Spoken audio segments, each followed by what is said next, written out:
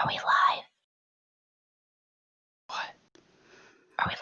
And we're live! Yeah! With the... Watch out, Gina's gonna fart. She's gonna explode. Okay. I can't help it that I have diverticulosis or whatever the fuck it's Yeah, called. that's what it's called. Just gross. You're just gross. You're all gross, okay? I don't fart like a real man. I just suck it back in. And it goes through you my just pores. like squeeze those ass cheeks? So you must have like the fucking tightest ass cheeks in the galaxy, right? It's so true. Fucking. You just hear like a suction clamp. Sometimes they peek out Good and they God. come right back in. It's like the groundhog. See the shadow? You know, springs are coming. Anyways, we're gonna fucking go through the best horror villains of all time. I'm sure we missed some of them. I'm 100% sure we missed some of them, and some of them that are on the list are definitely not the best. We created quite an extensive list. Yeah, so we have 64 in total. Some of them questionable, some of them not, but fuck it. We're going to get through 32, so one half of that bracket here today. We're trying to get it down to 32. 64 is like unmanageable in terms of like making an actual bracket. But we're going to cut it down. That's why these are the preliminaries. We're going to go from 32 down to 16. What the fuck am I trying to say? 32 down to 16 today, and then we'll take the other 32 and go down to 16, and then that will be the actual tournament. There we go. I hope that made sense for everyone. Fancified. Everything's fine. It did. Okay, good. That's all that matters to me.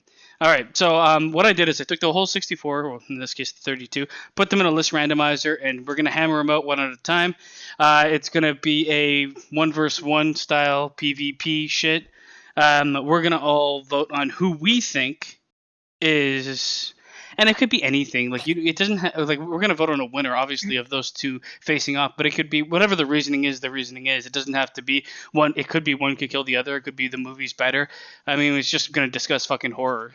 So let's start with the first one. Why not? Unless you sons of bitches have something to say. I got one question. No. Okay. No, go ahead. Talk to me. Like lovers do. Well, there's 6 of us on the call, right? Yes. And then there's the chat as well. I was gonna say, is the chat the tiebreaker? Well, yeah, so we're just gonna like calculate up. Yeah. Sorry? Yeah, you go ahead, Gina. Just go ahead. Well, I was just gonna say like we're gonna calculate up the total from us, and then we'll go through like monitor the chat and calculate. I don't know. Let's say we got Jason versus Freddy. And there's like 3 saying Freddy and 2 saying Jason, then it'll go on either side. Yeah, so technically the chat is one voice. Everybody has one vote on the call, so 6 votes on the call, and whatever the majority is in the chat would be the 7th vote. Unless sometimes we might not need it, who knows? But we're gonna start off with the first 2 that we're gonna have facing off, and I think I'm sharing screen with you guys. So the first choice is. This is I've never seen these movies, or I've seen one and I don't remember it. It's like it's like pre-Saw torture porn, basically. Yeah, it's S&M. Yeah, I was gonna say like I saw one and I was not, I wasn't impressed. Well, I mean, I know that it's like it borderlines between torture porn, and it's like they're like creatures of hell or some shit that come out, and I don't know what the reason is for them killing anybody outside of the fact that they want to get their fucking shits and giggles. Somebody opened up the puzzle box that released them. Don't play with Rubik's Cube, kids. By the way, Basement, gotta say, loving the graphics. Yeah, so what we have, Pinhead, I took all this shit is from someone else that took the time to gather all the information, and I just put it all on screen at once. So they give you like, okay, so what is the occupation of the person, leader of the Cenobites? The Cenobites are a group of fucking demons, from my understanding, and then it gives you a bunch of list of what they do. Now the number in the bottom left is going to be the amount of kills or the kill count. Sometimes it's just movie. Sometimes it's over the series, and I didn't fucking know Hellraiser has like 7,000 movies. Yeah, there's a lot. And most of them are bad. Yeah, there was like 3 released within 2 years of each other. So I'm like, oh god, made for DP. It's because if they don't release a certain amount, they lose the rights back to Clive Barker, and even then, he's suing to get the rights back, so we may not see another one, which may be a good idea for a while. Well, I mean, I don't really care. The franchise never really took off for me. I know people like loved it, but it's one I saw once, and I guess I was too young to really see it, like most of these fucking horror movies. But I didn't get the like, I don't know. It just was a lot of fucking close-ups of nasty shit. Plus, his number one enemy is a hammer, so. I also heard that like as the series goes on, some of the other creatures, Pinhead is like, yeah, he's the face of the franchise, but he's not really the worst one or the worst of the He's bunch. not the overlord. No, there's somebody higher than him. But there's also like there's I guess more iconic horror faces in that franchise, or people that are like more I guess scary than he is. The 'Cause he just lore is says this very shit. messy. The lore is very messy in the movies. Like, I think the first three kind of follow the same vein, and then I think after that it just kind of went off in a Its own bunch. course because they said fuck it. Yeah, the Hellraiser series doesn't really. If you're looking for a good like story in horror, this isn't it. If you're looking for like the blood and the gore and like the like, yeah, I want to see that ripped off of that person in the blood. This is kind of This is more up your alley. It's so weird though because like it has such like I'm gonna say like not iconic, but it has a very like specific style to it, and there's a lot of work at least put into character creation, at least from what I've seen. So to have that, but have the lore be like just a bunch of fucking sadistic assholes want to fuck each other with dildos, like that's like it seems like one side is one thing and one side is the other. Yeah, that's season 5 of American Horror Story. Well, I don't even think they had a plan for it to be a whole series because when it started out, he wasn't even called Pinhead. He was just called Lead Cenobite. Yeah, that is the dumbest fucking name I've ever heard. I know it is fucking stupid. But look at this motherfucker, I mean, man. Pinhead's a pretty stupid name too. Let's be fair here. I ain't gonna tell me his stupid name and kick my ass. I don't know. Like I Like, wonder if the curtains your match ass the drapes crack? for him. I'm just gonna say, I could take him. But like Connor said, you just need a hammer. Yeah, that's true. Actually, fuck.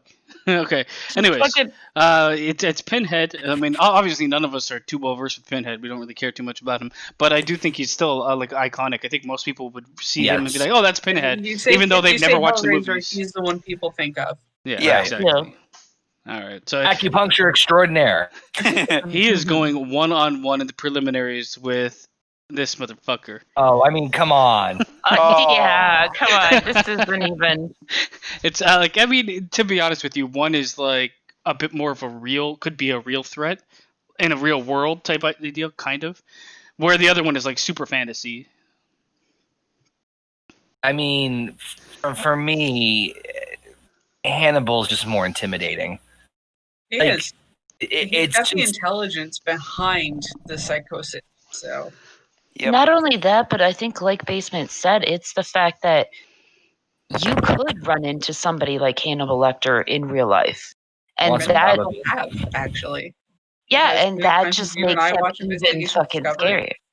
scarier. Well, exactly, but yeah, that just makes him even scarier because it's something that you could definitely run into on like any day in the real world. those type of horror movies and shows, or in horror stories case, because I'm a big fan of American Horror Story, the seasons that have more ground base in reality always give me the heebie-jeebies, because it's like, you read some really fucked up crazy stories out there and it's like, well, this could actually happen. And I mean, Anthony Hopkins, he doesn't fucking blink. Did anybody know that in the movies he doesn't blink? It's like a lot of actors, man. but the intensity that, like, I think honestly, and it's not just Anthony Hopkins. I watched the TV show Hannibal, and Mads Mikkelsen that plays Hannibal in that is excellent as well. There's a couple iterations. Those two are my favorite, but it's not just the actor; it's the character that is scary because. It like formally, like it says here, psychiatrist and doctor, people that you normally would trust with your fucking secrets and shit like that. Yeah, like deep down inside, he's fucking a puppeteer of your emotions and also a fucking cannibal at the same time. So it's really like a lot of the creep factor is super high with Hannibal Lecter. I love one of the powers that's listed here is for expertise in culinary arts. If you guys haven't seen it, watch the Hannibal TV show. It's a bit like artsy fartsy at times, but when it doesn't steer too far into that category, I swear to God, that show is gonna make you so hungry. They have like a 5-star chef during every fucking scene that he's in, and it's great. Jesus. I'm not gonna lie, Red Dragon, the beginning of that did make me hungry. Okay, I'm just gonna say right now, my doctor, not my current one, but the one that I had before, is currently under investigation by the BCA, and nobody fucking knows why. So for all I know, he could be Hannibal Lecter. Oh, Jesus. You never know. Jesus. True story. Either that or he's fucking kids because he's a Cub Scout leader anyway. Okay. All right. I'm just saying. He was a little weird. No, I know. It's just like, oh shit.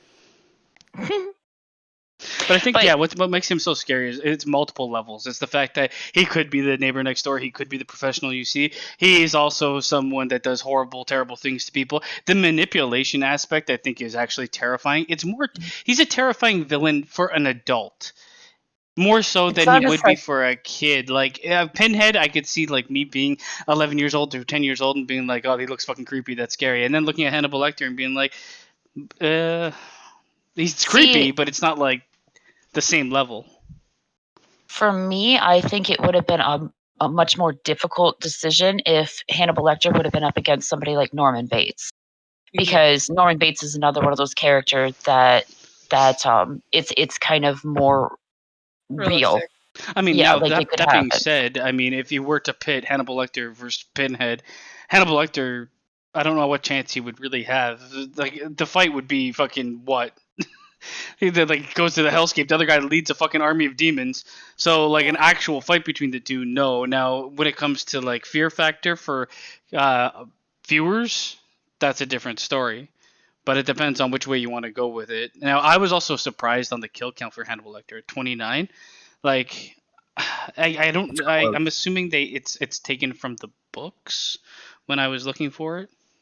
I've read all 3 books. I've read Red Dragon, Hannibal, and Silence of the Lambs, and yeah, it's pretty much alluded to from previous crimes. From they never go into detail, but they just kind of like, oh, this is what he was arrested and convicted for. At least that's what they got him for. Yeah, it expands from his earlier life up to him being the psychiatrist and the doctor. Yeah.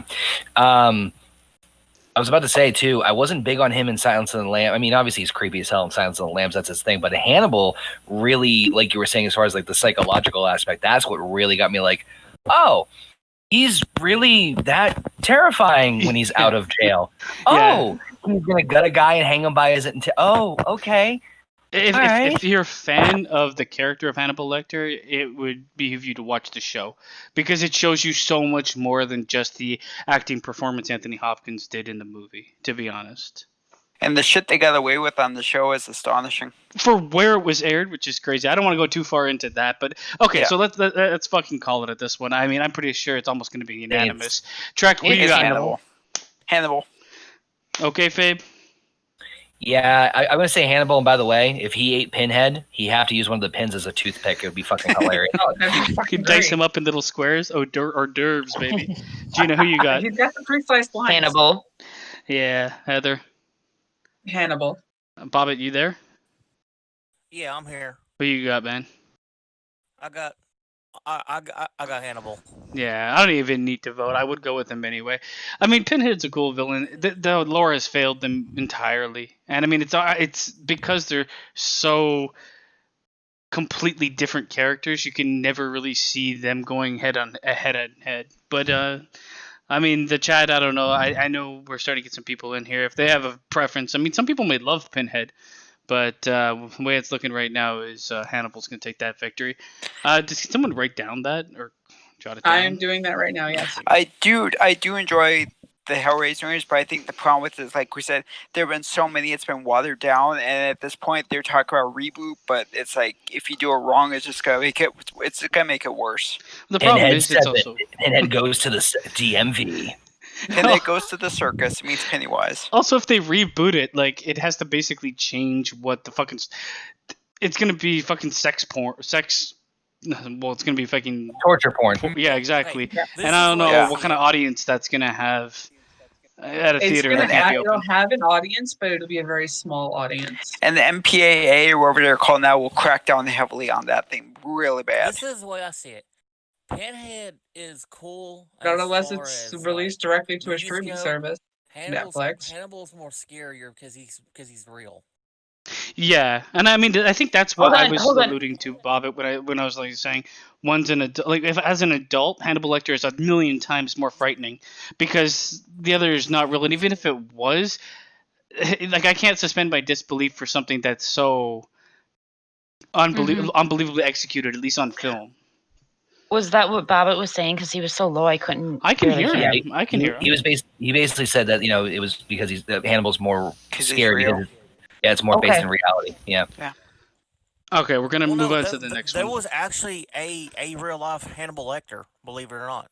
Well, Jeffrey there's Dahmer. there's real life cannibals. I mean, that's why he's scary because it's just an extension of something Yeah. we've already seen. It's a dramatization of it, but it's and obviously to the point of him being, super smart, super wealthy, and just the 10 steps ahead is an exaggeration of what most serial killers are because they tend not to skew very smart. Or else they wouldn't take such risks. But anyways, before we get muddled down on that, the next two people we have going at each other, Gina, you're gonna love this. The first one is Dr. Giggles. Gina, yeah, you love this, don't you? Gina, you dead?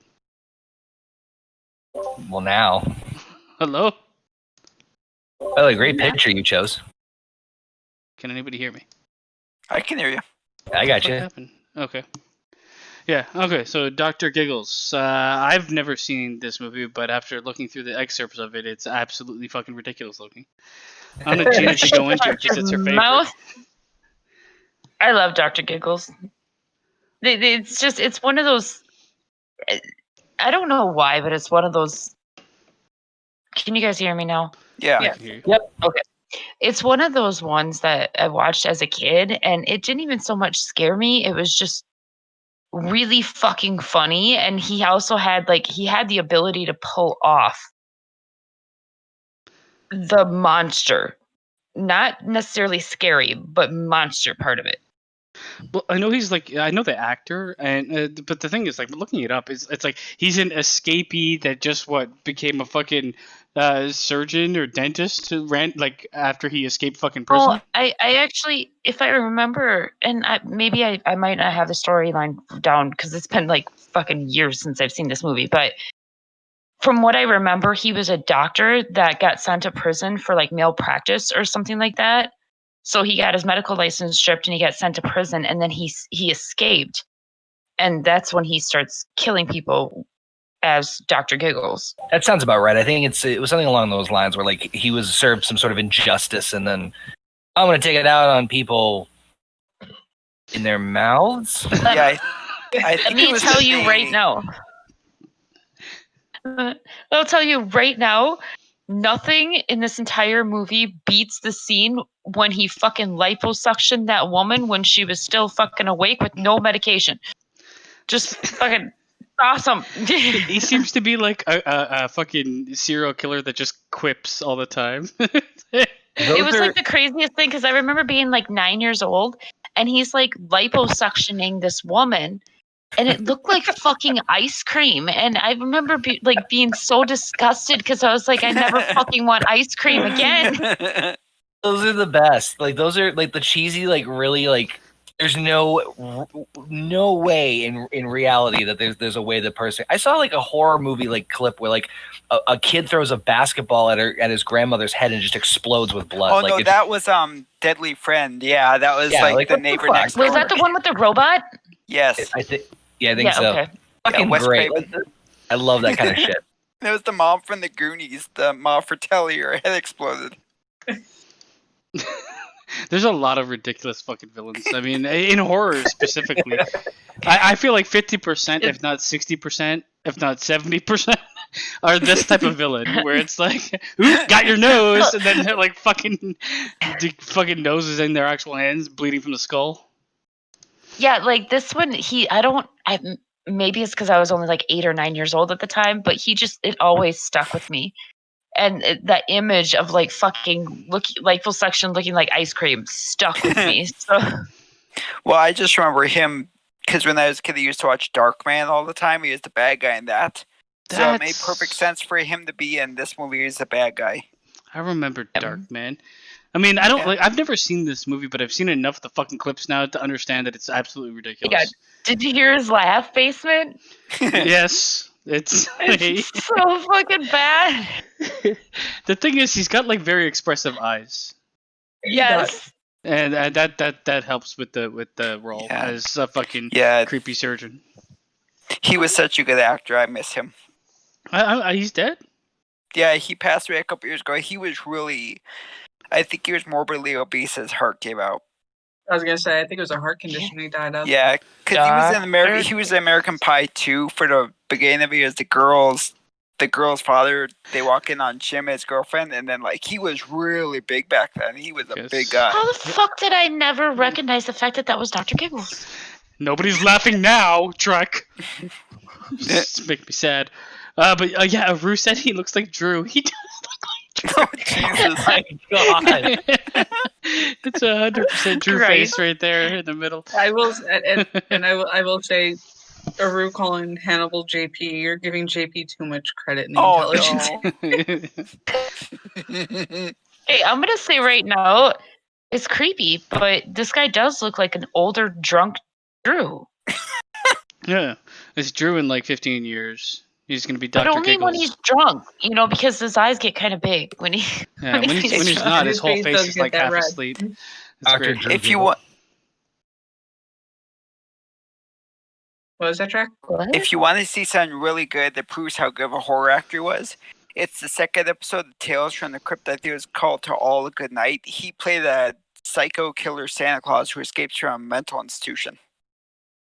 A psycho killer Santa Claus. That actually links to who he's facing, which is my secret love. Mel Gibson? Jack Frost!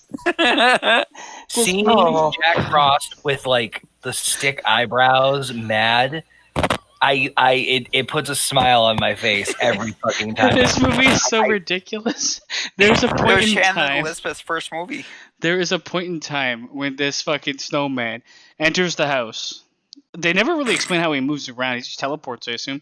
And then there's a girl showering, or she's naked for some reason, and he just goes there's like pretty much a full-on rape scene with this thing. Yeah, because he's in the bathtub with her and his carrot's missing, and Entertainment Weekly's like, where the fuck did the carrot go? I'm like, where do you think it went? Well, first of all, how the fuck is a snowman in a bathtub without melting? He gets into the bathtub and liquidation. He's the water. He's immortal. Hold on. He's superhuman strength he's water. I get it. But how do you just like, oopsie daisy, there's a carrot in me? Like, what if his crimes is rape? I swear, I remember that scene. We're just like flopping around. Yep. It was the most fucked up looking thing I've ever seen. I'm watching it now. It's Shannon Elizabeth. Oh, it is shit. They don't really show anything. Like no, it's just implied. It's like they show it, but they don't show any part like of penetration or anything. Yeah. Well, they couldn't. I mean, Jack Frost with penetration. Though, I'm telling you, that would be a movie I'd watch. It was actually not that bad. They did a sequel that was really fucked up too. It was like, what the hell? Yeah, somehow this had like two sequels. I think it went to Jack Frost 3. Because it falls into the same category as Gremlins and Critters and Ghoulies. Mm-hmm. Yeah, but this is like this one was like character. It kind of like bridged the line because it was a bit like that one scene that I was talking about, the rape scene. Like that is like completely not in line with the other movies you just mentioned. At least I remember. No, but I'm about the character himself. Well, that and like like Connor and Trek were saying earlier, that movie with the fucking basketball squishing that woman's head. There was a certain time in the 80s and in the 90s too, when like these type of horror, like ridiculous horror films were like really popular. Now, here's the one thing: if we're gonna put one against the other, What if Dr. Giggles just lives in fucking Florida? There's literally no chance this motherfucker could even exist. Well, it says here his powers are cryptokinesis and immortality, so that wouldn't matter. Yeah, but he's a fucking snowman in Florida. Like half when I watched this movie, half of his whole fucking shtick was, I'm a snowman in the winter. They're not gonna suspect me.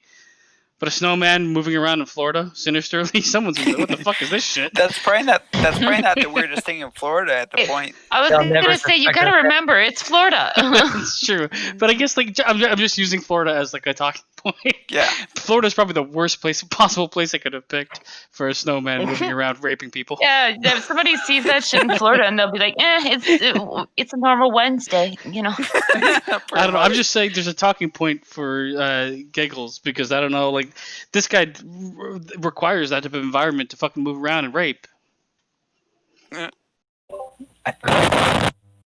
Whoa, What's my even God. funnier is one of his crimes is cannibalism. What, he eats other snowmen? I know. Like, he was a person so beforehand, wasn't he? He was a person beforehand. He was being taken to death row. His transportation truck got in an accident with all these different chemicals. It mixed with the snow, made him a killer snowman. So he's the horror story version of fucking Spider-Man. It's his origin story. Wow, I got Peter bit by Parker a was little just snowman. one truck away from being Jack fucking Frost. I feel like we have to fucking group watch all these horrible fucking Wait till you get to that scene, Gina. I just watched so the out of scene place. in the bathtub and just wow. It was just flopping around. It's just like an intense hug. Yeah, but that's really what he was is. doing, and she was like, for some reason, my vagina's gravitating to you. It's very wild. I know who I got my vote for. I'm kind of undecided. I mean, Dr. Giggles has a higher count. Dr. Giggles, he's kind of like, I don't know. This one's a bit more imaginative, but super goofy as fuck. They're both kind of goofy. Well, I'm they're going super with goofy. What, you're going with who? I'm going with Giggles just because there's Alright. more. If we're going based off of pure intimidation factor, I look at that. I do not see fucking intimidation. But hey, he had there were sequels, so someone had to love this shit. But I mean, sequels are never good by themselves. Period. Let alone who I want to know who sat there's like, wow, fucking genius. Siskel and Ebert don't know what the fuck they're talking about. Let's make it two more. They show them that rape scene. It's like, oh my god! And the Oscar goes to. I don't need to see anything else. I don't know. Okay, so Rue Alpha. Wait, was this a Harvey Sean. Weinstein film by chance? No. A life story. It was a biography. They called him the Snowman. No, guys in the chat, if you guys have seen or have any opinions on either Jack Frost or Dr. Giggles, let me know. 1 for Giggles, 2 for Frost. We're gonna do voting now. Kayfabe's going for Dr. Giggles. Dr. Giggles. Let's go Trek. I'm going with Dr. Giggles because that actor did a really good job as the character too. Well, you didn't think Jack Frost did a really good job as a snowman? It was good, but it was like cheesy as shit. I mean, Have you seen play him? Have you seen a human play a snowman? That's fucking top tier. Well, dog. they Yeah, did but it was with it a Michael human or was it like a robot? It was 100% animatronic costume. Fucking hate you. You want to build a snowman? Oh god. Okay, And get so, raped in the bathtub. Heather, who are you going for? I have to go with Jack Frost because I never saw Dr. Giggles. Oh, we got 2 versus 1. Gina. Dr. Giggles. 2 and 2. I'm gonna go. 3-1. Oh my god. Yeah, 3-1 basement. What? Oh no, sorry. 3 and 1. You gotta get I'm bait. going. You gotta I'm get Bobbit going too yet. with Jack Frost. So 3 and 2. Bobbit, who you going for? I have a soft spot in my heart for this guy, Jack Frost. Oh Wow, shit! 3 and 3. All right. 3 So and 3. Okay, so we've just to got reiterate, we gotta look at the Aru. chat. we've got a Rue in the chat saying Dr. Giggles since he looks like Drew. Alpha is saying Jack Frost. Now Aru is saying number one. Yeah, I think Dr. Giggles is number one. Number one Yeah. was Dr. Okay, Giggles. so we got one and one, and then Alpha says Dr. Giggles. I've Okay, never wait, heard of. they're both He's never saying heard of Jack Dr. Frost. Giggles, but Frost Yeah, is they're him. both saying Jack Frost, so Jack Frost would be the winner. Fucking Jack Fuck you guys, Frost. man. Dr. Giggles is the shit. Jack Frost, you need to watch that scene. You need to watch Dr. Giggles. I'll send you that scene later on Messenger, Gina. I'm sure it's on YouTube No, somewhere. I'm good. I'm pretty sure I don't need to see a woman get raped by a carrot. If it ends Oh, up come on. being, You need to see Snowman rape once in a while. if it ends up being Hannibal versus Jack Frost, does that mean he'll get brain freeze? Probably. Oh, you know what? We have to talk. We might have to like reorganize after we've got the final grouping because I didn't really bracket them this time. So No, that's fine. I just stick on it.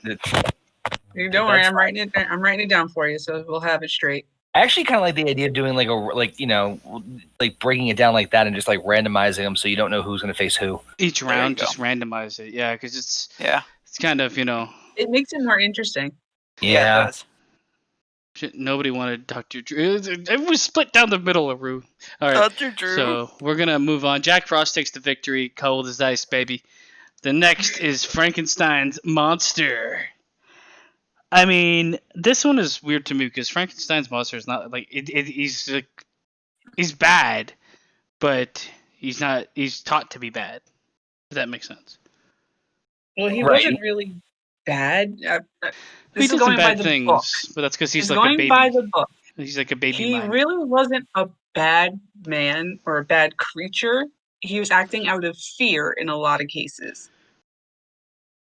He did, like I said, he did bad things, but I would actually associate most of his criminal activity with his creator, Yes. more so than himself. So he's more like a mindless monster that does terrible things, or has done a couple terrible things. He only has a kill count of 3, so it's not very high.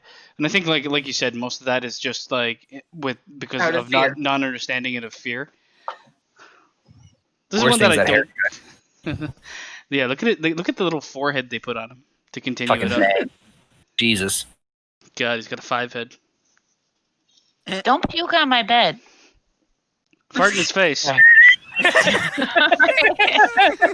the thing. I was looking up this motherfucker, and they said he did child murder. When did Yeah. Frankenstein He killed threw a kids? little girl in the lake. Yeah. That was. Yeah. So, did you ever see Young Frankenstein? That was like one of the big jokes. No, I never saw Young Frankenstein. I think he. Oh, you I have think to. That movie is so good. it's That my movie's favorite awesome. comedy movie. But there's in the original Frankenstein movie, I think it's accidentally kills a kid. Yeah, Yeah, she was Threw throwing. a girl in the lake because he Yeah. didn't She was understand. throwing flowers in there, and he ran out, so he threw her in. So there's a yep. That's fucking great. Just picturing it is great. I So mean, in I'm Young not a terrible Frankenstein, person or anything, In but Young Frankenstein, and there's a scene where like the little girl's on the seaside. He's like, "Want to come play with me?" And then like the guy who plays Frankenstein's monster just slowly looks at the camera with an evil smile. Nothing happens to the kid in that one, but it's just really fucking fun. Oh, doesn't he get on a seesaw with her and shoot her up into the sky? Yes. Oh, Peter Boyle, I miss him. Oh, God, he was so good. Just make you owe it half to of the yourself. time he's killing people, it's because he's killing kids almost by accident. He throws them in the lake, probably like a fucking fucking Hail Mary.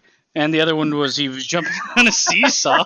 And, like the kid went up and never came down. What the fuck? Yes. You owe it to yourself to watch Young Frankenstein. Trust me, Basement. Yeah, Trust me. I gotta check it out. But I mean, this is the first of the old guard when it comes to monsters, the universal monsters. The what I'm talking about. Yeah, I guess Yeah, for me, it really Universal. depends on who he's against. I would fresh facts. I would go. I mean, here's the thing. His parts can be changed, so maybe you can turn him acceptable below the head. He'd be very popular. In Young Frankenstein, he already was. Give him a couple big, gigantic jugglies and a big old fat poon. Basement, you need to watch Young Frankenstein. I cannot stress this enough. You seriously do. I've watched that Yeah. movie 1,000 times over, quite literally, since I first saw it when I was like 10 years old. Completely worth it. It is. I always attest it as my favorite comedy movie of all time, and it stands. You everything you're making fun of about Frankenstein, they do in that movie. Yep. like, this is the thing too. Like going into Frankenstein, just understanding somewhat about the character. Like he's a tragic character, but then I look at his crimes and they are looking pretty bad, man, pretty fucking bad. Like, We also have to I'm remember still it coming is back the from that body shit. of a criminal that Dr. Frankenstein stole. Oh, that was a Yeah. bunch of bodies that he just mashed together. All criminals, yes. That criminal arm. Arm Okay. of a rapist. Arm of a thief. So we're gonna Leg. see. No, continue with your leg of the thief. I was gonna say like leg of an arsonist. Dick of a dog.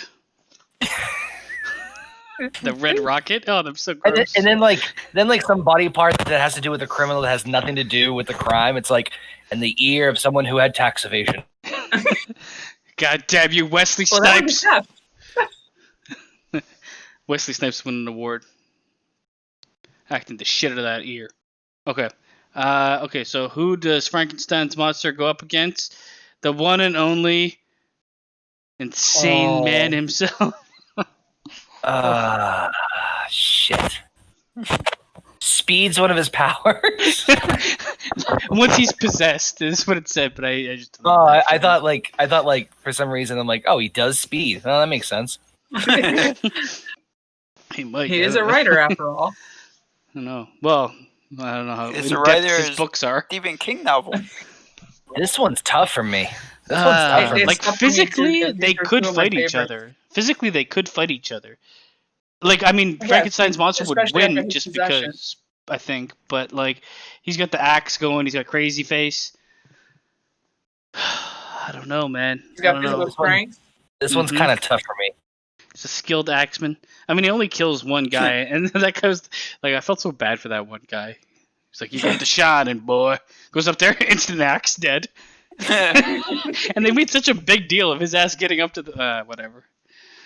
I mean, they both have low kill counts. One is more of a tragic. They're kind of both somewhat tragic figures because I don't know. I should read the Shining the book, but I don't know how much of him changed during possession. Was he completely great beforehand, or was he not great? To my In knowledge, the book, okay. in the book, he's not the greatest. In the book, he is an alcoholic Doesn't it just and an abusive father.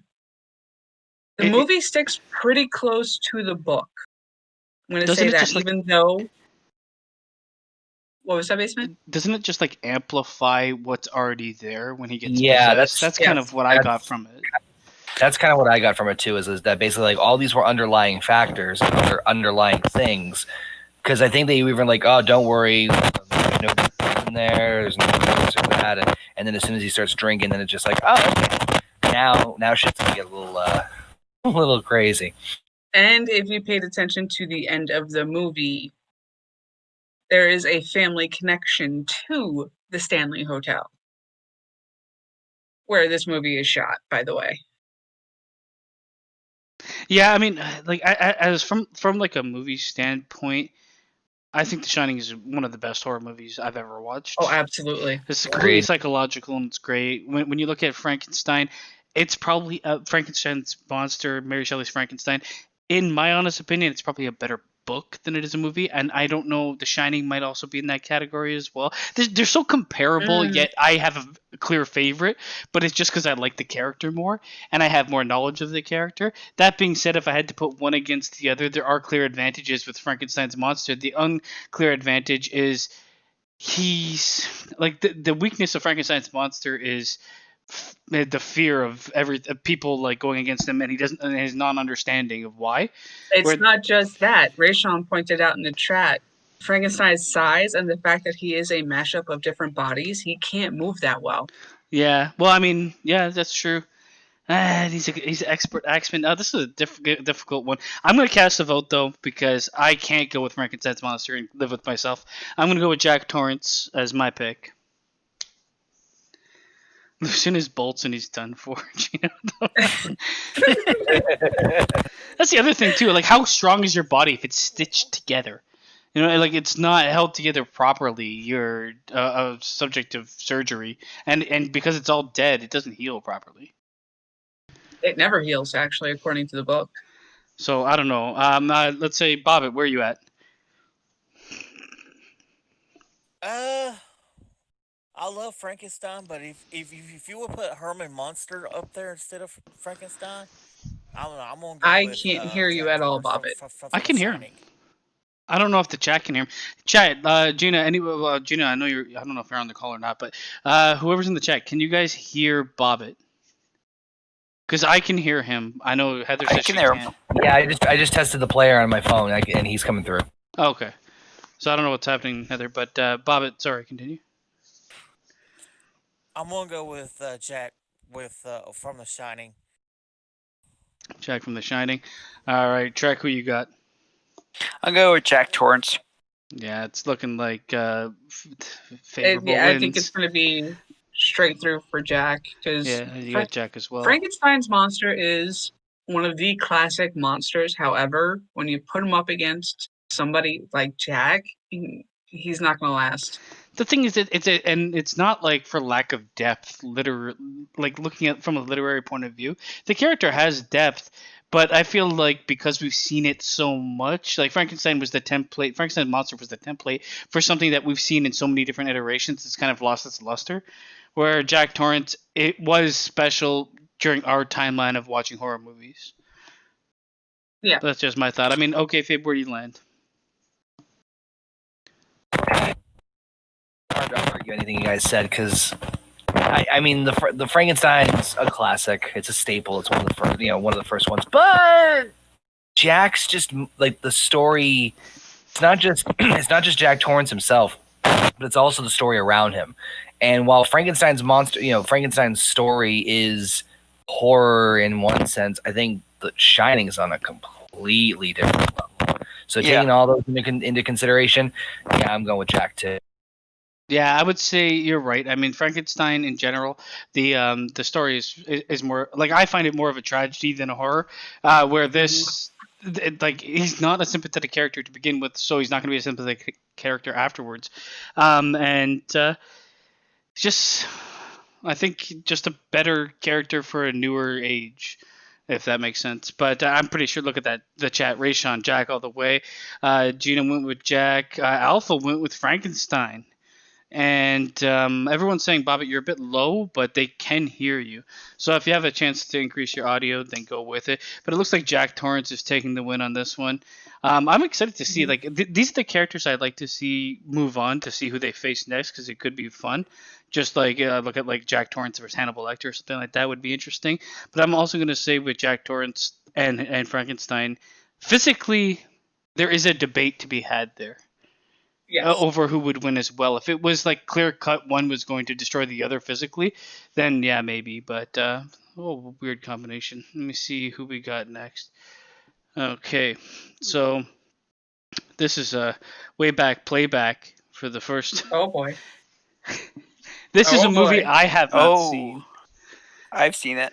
But they're like, after looking through all this shit and researching a bit on it while I was doing so, I did get an understanding of the character.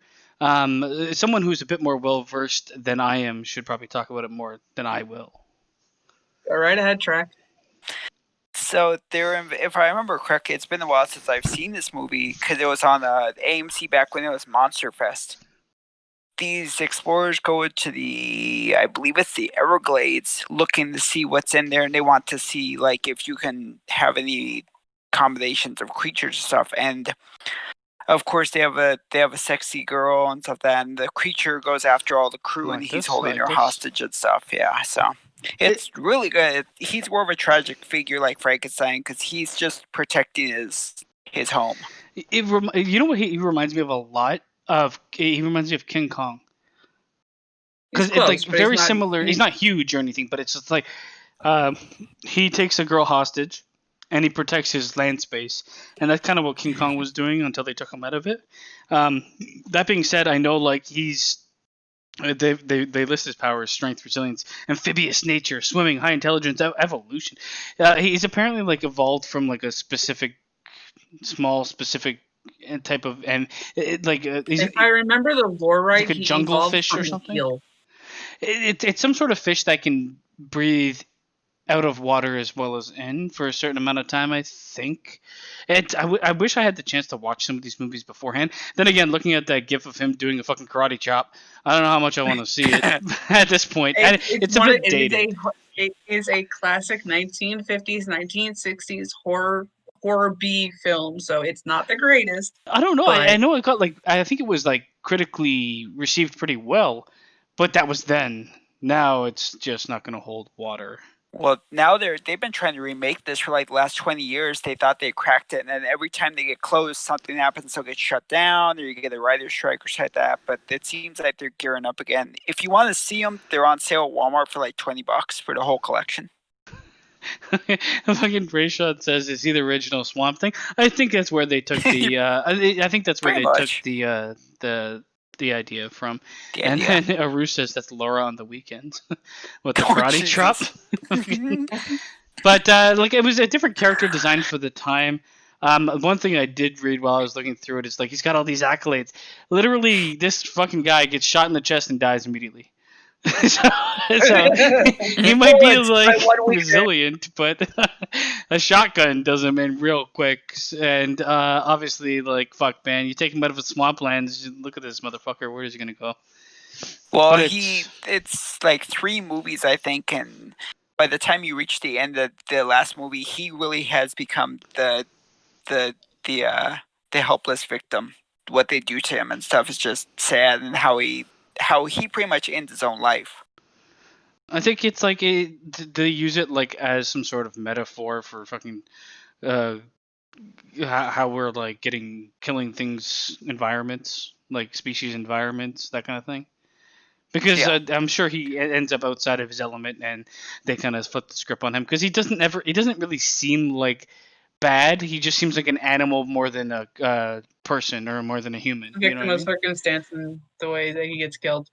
But boy, a shotgun to the chest. I mean, yeah, that'll definitely. It's That would it's kill more me, like so. that. I could tell you what happens. I don't want to spoil it if anybody hasn't seen it yet, but I've seen all 3 of them. It's just his end is very sad. He takes a shotgun to his own chest on the third No, movie. he does commit suicide, but it's because they capture him and they take away everything that makes him pretty much his creature self, turn him into a human, and he can't take it. He just walks into the water and drowns himself. Oh, so Wait. that's weird. He Wait. evolves to get to a point where he can't breathe in water anymore, and he's like, "Fuck this shit, I'm out." Well, Creature they take, who lived in the Black Lagoon drowned himself. He evolves he was super taken quick. because these people understood. took him away and made him human. They took out his gills and they replaced with lungs, and he can't take it. He can't adjust, so he just walks into the water and supposedly drowns. Okay, that.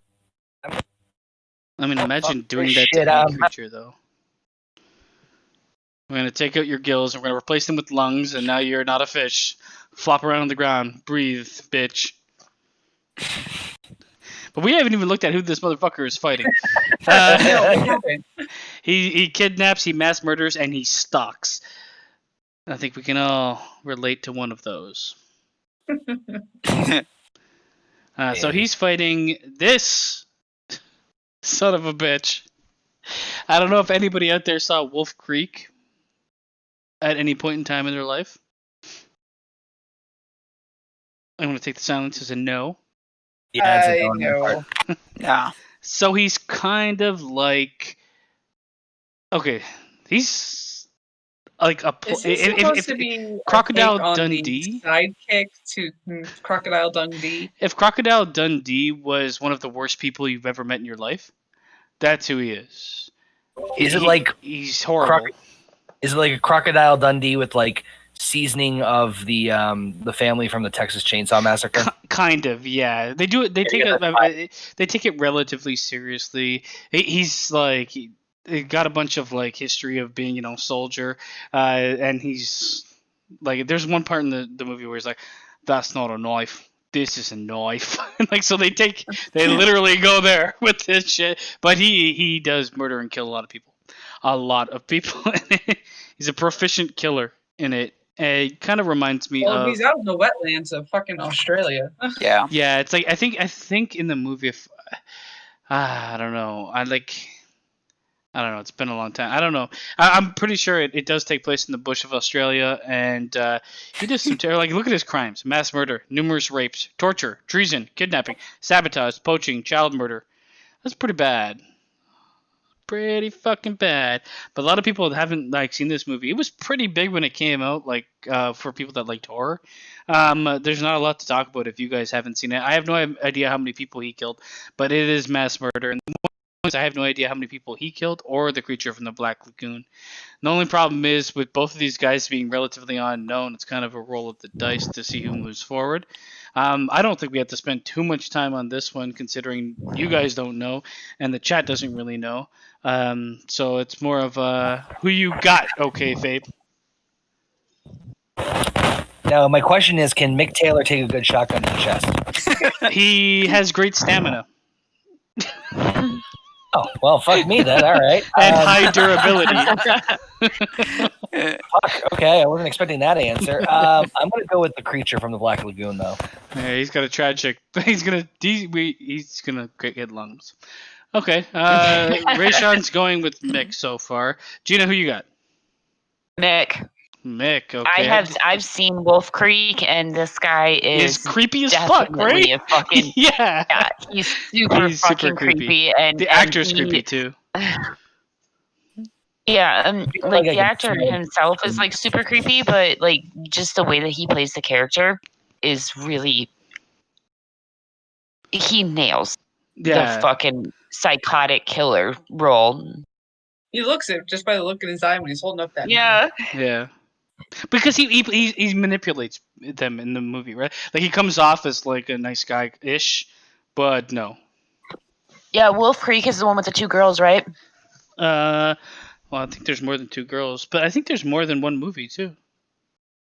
Well, I know that there was at least two girls and two boys, because it was like a group of people that they were out. And he I remember there's a scene where he's like holding one hostage and torturing the other one in front of them. Yeah, well, he also raped the girl in front of the other girl too, or in front of the guy too. Yeah, he's bad news. He's not a tragic lung breather. But then again, one's more iconic than the other. That's true. You know what? I'm gonna say this: if I came face to face with this creature from the Black Lagoon and Mick Taylor, I'm gonna fucking go Creature of the Black Lagoon. I'm like, if Creature of the Black Lagoon is out to the left and the other one's to the right, I'm going fucking left. Yeah, I mean, one would just kidnap you. The other one would rape you in front of your entire family, which is the problem. I'm gonna go with Mick and as well. And then peel your skin off and boil you over the fire. So right now we've got one creature with Fabe, two Micks with me and you. Trek? I'm going to go with Mick Taylor just because, like we said, the creature is more sympathetic. He's just protecting his home. Mick Taylor just doesn't give a fuck. Yeah. Okay, so he's a sick motherfucker. We got 3-on-1. The chat so far is going with the creature, so that's 3-2. You know what? I'm just going to say this. Look at all of fucking Mick under, like, the occupation powers and shit. Look at all the powers under Mick Taylor. Yeah, he's a bad man. Heather, who are you going with? Even though I've never seen it, were you describing the scene with the girls in the cabin? I think I've seen bits and pieces of this movie. I'm going to go with Meg. All right, and then to round it off, Bobbit? I'm going to go Creature. All right, so we've got 4-3, right? With the chat. Yeah, that makes sense. No, actually. There's 1, 2, 3. There's 5 for the creature, I think, in total. No, so Fabe, the chat, and Bobbit. And then me, Gina, Trek, and Heather. Fabe. Did Fabe say creature? He did. Oh, okay. It's 4-3. There's only 7, and it's 4-3 for Mick. So Mick takes the victory. Yes, he does. The victory. Oh, this one will be kind of interesting. All right. So the next person we're gonna move to. I mean, like in a fight between the two, Mick Taylor will kill the fucking creature from the Black Lagoon in 2 seconds. In my honest opinion, if a shotgun does him, he's gonna rape the fucking creature from the Black Lagoon. Then he's gonna take his lungs out and piss He's down his super fucking throat. rapey. He's super rapey. Like He's this super guy rapey. is like super fucking rapey. Yeah. Like I believe he rapes like damn near everybody that was in that group Yeah, it's his at Aussie some point philosophy. in time in the movie. That It's movie's crazy like motherfucker. super graphic too. It you is know? really graphic, yeah. They have a TV show too. What the fuck is a jackaroo? I don't know, but I know this guy's a jack-offaroo. Is a jackaroo like a Boy Scout, but for people that live in No, I think Australia? it's like a trail guide. Okay, because that would make sense for him then. All right, the next person we're looking at is the creepiest kid. Yes. Damien. Fuck yeah. Is it for you, Damien? Now this Is had it all for you? this had a bunch of different iterations, So and creepy. if correct me if I'm wrong, but I'm pretty sure they showed like throughout him growing up, kind of in different movies. Yeah, He's of different age ranges. Was there a sequel to there's a bunch the of them. original? The only Yeah. There's like 4. the only one I seen was like I don't know, it was maybe like the mid 2000s where he was a little boy. The That Omen? was the remake. Yeah. Yeah, This that's was the the only one that original. I've actually seen. That I was think I've good. seen the original and I've seen the remake, but these are movies to me like this is what like what I was like kind of confused about too. When I watched them, a lot of what happens is implied. Yeah. That's why I was like a kill count. I don't know. Like when I looked at the kill counts in the movies, a bunch of people died, but it couldn't be really like there's no straight line drawn to him. It's implied that he's the Antichrist. He's forcing all these things to happen, but I don't know. Yeah. Anyways, he's a creepy fucking kid, and nobody likes creepy fucking kids. Super think- creepy fucking kid. I think the fact that it's implied makes it creepier. Yeah. And that smile that he It does is in the what- bottom right corner, I want to kill his fucking ass. It's like one of those things. It's like, no, there's no fucking like no. And then of course where the moviegoer's like, it fucking was him. Yeah, so from, That's oh. what that movie was called, The Omen. yeah. It's best we probably say that because I didn't put it anywhere on here. Omen, I think the most recent one was Omen 666 or just 666, I think. But Yeah, he's that supposed was, to be the Antichrist. Yeah, the latest one was the remake. That was like Wes Craven's last movie or something like that. Omen Yeah. 3 coming home. Coming Omen. Omen. His father's Vin Diesel. You want a The Corona, Omen son? 4. Hey, Basement, you'll love the Omen 4 because guess who played him in the Omen 4? Vin Diesel. Nope, Alan. Alan. Oh, yes! Alan. I know that, Alan. yes. Alan, one of my favorite English actors. Sam Neill. Yep. Sam Neill, also known as Alan. Wait, the Alan off of Jurassic Park? Mhm. Yep. Yes. Love him. He played adult Omen. Alan. Yeah. Nice.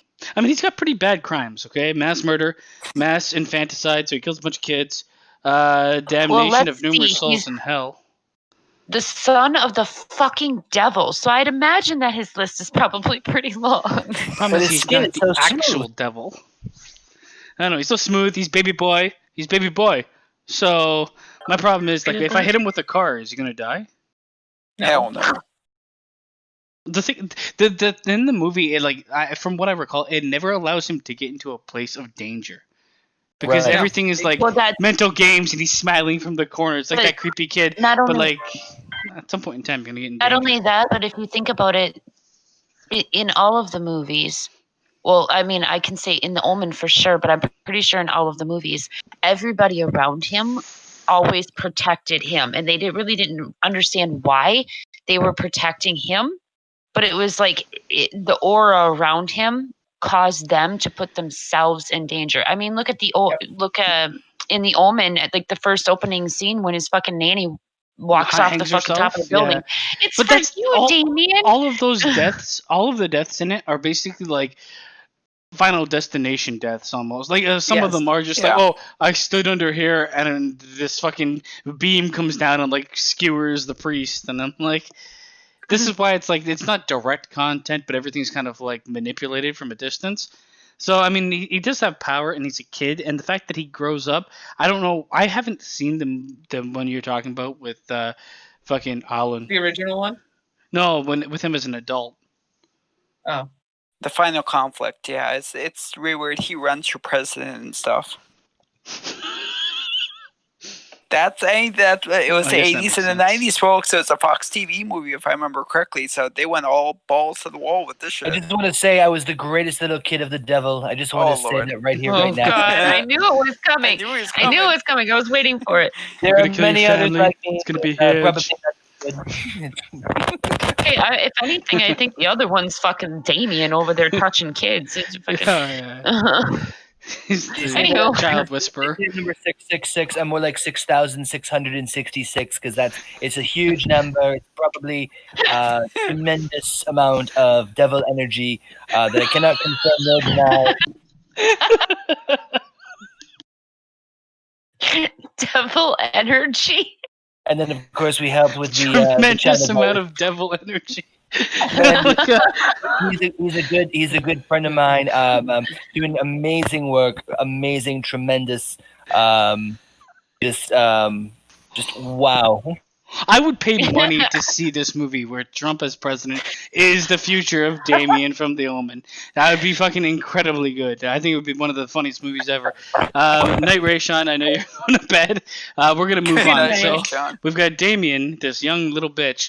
Who's he going to face next? Doesn't matter who I'm facing because at the end of the day, they're just there. It's fake. Jason's fake Oh, news. no. Yes.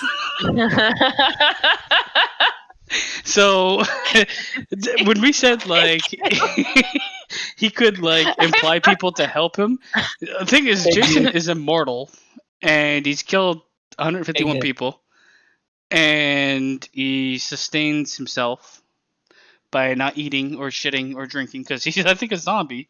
And he I'm can not too survive sure. underwater for like fucking decades, apparently. Listen, I'm Plays just gonna hockey. say this right here, right now. A man, once again, look at he's wearing the biggest mask, largest mask.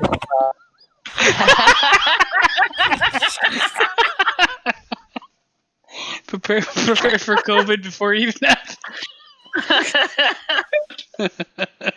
Him and Michael Myers both made masks popular They're the before shit these that's people think, okay. Oh my god, Oh my god. that was deadly. my God, But I we're mean, fucking come hammer. on. You've got on one hand Damien, who he could fucking get his caretaker to be like, hey, step in front of this machete, but then eventually Jason's coming for you. He can teleport possibly. He's got Well, feral here's the thing, rage. He's also not been- capable of possession. It has not been proven of his teleportation skills. Jeez. He has to find a mask. Clearly a criminal. Damien Trump. I mean, I almost want to vote for Damien Trump. But Wearing the biggest mask. He's wearing the biggest mask. Huge, even unnecessary. Fake news. Jason's gone to space, okay? So fuck your space fucking Rangers or whatever Space they're called. Force. Space Team is Space Force is one of the best things that Damien Trump has created. Find a way to Oh take my that. god. This is taking a turn. Okay, if it came down to it, let's come put the brass tacks. Okay, listen, I'm gonna interject. I'm the fucking person that controls the debate. Fake news. What was the moderator? I'm the moderator. I'm just gonna keep interrupting. You hear fucking Connor in the background, fake news. I'm the moderator. It's gonna be exactly like the presidential over you. debate, except Because- it's fucking Damien Exactly. Trump versus Jason. But Jason doesn't speak, so I don't No. know. Damien Trump. If you're not a patriot, hands. then he's not speaking. He's a terrorist. He is pretty God. much a terrorist. He's killed 151 people. That number is Terrorist. stated. Also, he lives. Well, In here's Crystal the thing. Lake. Are those deaths all his or some of his They're all mother's his. kills in They're on all that? his. His mother's kills puts it up to like 218. Okay. So yeah, but also he's had like 10,000 movies. Wait a minute. Did we have Jason's mother in this list? No, they're like No, one just entity to Jason. me. Oh, He was only in the come first movie, and I think that Jason's more the iconic one anyway. She Yeah, did come exactly. back at some point in time for something. In space, she came back. No, If I she find didn't. any sort of fraudulent misrepresentation in this goddamn tournament, I am not going to give up my loss without a fight here. You're 100% going to die. Is what's going to happen. In my mind, I got Jason, no problem. I mean, Damien, yeah, he's the Antichrist. Jason is a murder zombie that can't be stopped. So with the movies showing us Damien, oh, you stepped in the wrong place, priest. Here's a pole. Instead, he's just gonna get fucking murdered immediately. No matter what he does to Jason, he's coming back. So I demand a recount.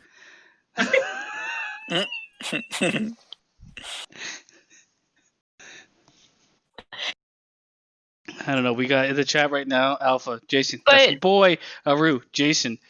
Oh my God, there's a couple Jasons out there. Jason. But Mr. Damien Trump, the votes haven't even been tallied yet. I still demand a recount. We need to make this tournament great again. How are you gonna fight? Right now it's 4-0. How are you gonna fight Jason when climate change is at your heels? Once again. You can't build a wall around this problem, bitch. First of all, it's being built. It's being built right now as we speak. Oh wait, I've got stabbed. Jason already killed me. Fall down, fake news. I'm 100% with Jason. They've been stabbed. So yeah, I got Jason. Jason too. All right, you got two Jasons. Yeah. Everybody, just say what you want. Mean, for God's sakes, Jason's pretty much never been stopped. I say pretty much. He's been slowed down immensely, but he's never been like truly put down. I'm sure that the writers are probably doing. Hold on. Who won between Jason and Freddy? I don't remember. I don't think I was ever excited. I know he was a well, they tie? kind of both lived in the end. Yeah. Yeah. Well, I was gonna say at the end of the movie, I could have sworn that like they both kind of fell back into the water. Well, But he took his Jason head came out into of the the water. water. They both fell into the water, and neither one emerged. So I thought he had No, Jason. I thought he had Freddy's head. Jason and came Freddy out with winked. Freddy's head. Freddy Freddy winked, winked, so it was kind of him manipulating. Yeah. It was kind of left up to the viewers. Like, if you like Jason, he won. If you like Freddy, he won. Here's my question though: Can Damien control Jason? I can do fucking anything I want because I am Damien Trump, all right? I don't know how long it's going to take you to understand this. Basement, there's no way Damien could take over Jason because Jason is so in tune with his mother, it would never happen. Exactly. He's a mama's boy. Oh. Listen, we'll just separate him from his mother. Fucking ice for the win. Okay, fuck it. We're done. Jason, winner, Gagnon. Jason. Yep. I demand a recount. No, you get nothing. You die horribly. You get nothing. Nope, I refuse. I'm the moderator here. Look at the GIF on the bottom of the screen. You'll see what you get, buddy. Okay, we're gonna move Not my on. soldiers. Next. Not my hashtag. Not my soldiers. Okay, here we go. We got Trek as the next. Oh my gosh. Norman Bates. I have to say, It's always the quiet ones. The actor killed this role. Oh, Yeah, he you did. Anthony Perkins. 100%. He was so good. It's his super thick eyebrows, like caterpillars on his head. Almost a unibrow. Yeah, it's almost connecting. I think. Do you think it would naturally connect? And he's like, I got to get the smallest razor known to mankind to keep these things separate. And he goes on the internet. He just tweets us. Proud. What are you talking about? He just, Actually, he just kills bitches in his They motel. say, literally, you can just either tweeze or they have eyebrow razors. Why is this the factor that we're focusing on this I guy? know. I mean, he did kill a lot of women. So he killed a lot of people. Who cares? Look at those eyebrows. So he killed a lot of women. He liked to watch people shower in his motel and just. He liked to dress up as his I don't think mother. he jerked off to it. I think he just came internally.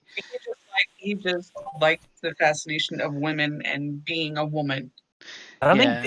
think people masturbated in the 50s. I think you're right. It Just was don't the think same it back happened. then. He was infatuated with the female form, so much so that Yes. he became his mother. Yes. And I want to say, like, that's the reason exactly why people got married so young in the 50s. So that they didn't become their mothers. No, And kill a bunch so of women. that because they weren't allowed to masturbate because it was a sin. And they So weren't you get allowed to have married. sex either. I'm gonna say right now, just because they weren't allowed to, doesn't mean that they weren't jacking. I think the masturbatory rate in the 50s was probably higher than it is now. Well, if you like made sense for population difference. I mean, it definitely happened, but there was a lot of people that got married at like 16. Yeah, they were Yeah. still jacking off. Yeah, married some woman. You never know what she turned into. Exactly. In the 50s, she turned into the fucking cook, maid, and sex slave. Yeah, Well, the problem is when did housewife, because like condoms come out? When did condoms come out? Because I mean, Well, anytime you condoms fucking were around in heard. the 1800s, but you know what? Nobody used them because they thought they would it would create infertility. So there you go. So Yeah, when well, were they they- widely used? condoms were actually invented during the Civil War in order to try to combat the outbreak of syphilis that was happening on the warfield. So condoms were basically built invented in the early 1800s, but they were started being introduced in the 1850s, actually. Yeah. I don't know. My point is, in the 50s, everybody was fucking jacking each other off. Okay, 100% true. Well, I don't even know what this has to do with anything. You're the one who brought it up. Anyway, You this is brought why it he's such a great up. horror villain. Listen, he's got nigh uncontrollable rage attacks. Nigh uncontrollable. Evasion, combat proficiency somehow. I don't think he's that combat proficient, but that's what they Jaywalking. Wasn't he ex-military? They didn't say that. I mean, he looks think like he he was, could have actually. been like booted out of the I military. could have for sworn that was suicide. part of his backstory. Was like he had went to the army or military school or something like that. I don't recall such things at all. But he does have great physical strength. I mean, the thing is too, like anytime they showed him fucking killing someone, it was a woman, a slender woman. So they, back in the 50s, I don't know. Whatever. I mean, he was a great horror villain. I feel like he's imposing, but he's also like creepy, like creep more than he is like. I wouldn't be that scared of him because he looks like a vagina. Well, okay, here's the thing. You don't understand the fact that like creepiness can make somebody 10 times more fucking scary. It's the sweater. Because like you've never fucking gotten stared at by a guy that has that fucking look on his face. Hey, you don't know what's happening in my predatory life. look. I mean, of it's- you are mine. Yeah. I've Yeah, had that like I've you're had that. gonna be my fucking next victim. Yeah, that look is fucking scary. Again, it's a sweater. No, like I mean, here's the thing. Like the prototypical, like he's the prototypical serial killer guy. Someone that looks on, like in this pictures, he looks like it's his mugshot. But for the most part, he's unassuming, attractive male, in his early 30s, late 20s, and he just does some terrible fucking shit. So like he also lands in that realm of believability, more so even than Hannibal Lecter, in my mind. Outside of the I have a fact that he's question. dressing up like a woman. I have a question. When was the first Psycho made? This one, Oh, God. 1960s? Yeah. 1970s? You know what? It's I think it's actually 1960. Yeah, 1960s. well, I was gonna say it's really unusual that they used somebody to portray a serial killer that was so good looking at that time, because the way people thought back in the 1960s, like this was before your Ted Bundys and all of that. So like they looked at serial killers as if they were fucking literally monsters, and But my question is, like, they were going to be ugly as sin, and they were going to be the social outcasts. but how and all many of that movies stuff. did they actually That portray attests to the realistic brilliance of serial fucking killers? Alfred Hitchcock, though. Yeah, That's true. That's true. Apparently, I like mean, hey, filming I with the forgot about man Hitchcock. was like trials and tribulations. Like he would like try to literally scare people and do terrible things to them on set and stuff like that. But hey, you wouldn't have had the classics that he produced if that wasn't. So part of it would be like working on with you on set, just like constantly trying to fucking scare us. That's exactly what I would do. I'm not gonna lie. And then I would stalk you and wear women's clothes. After killing your own mother. Yeah. Oh, that's an easy one.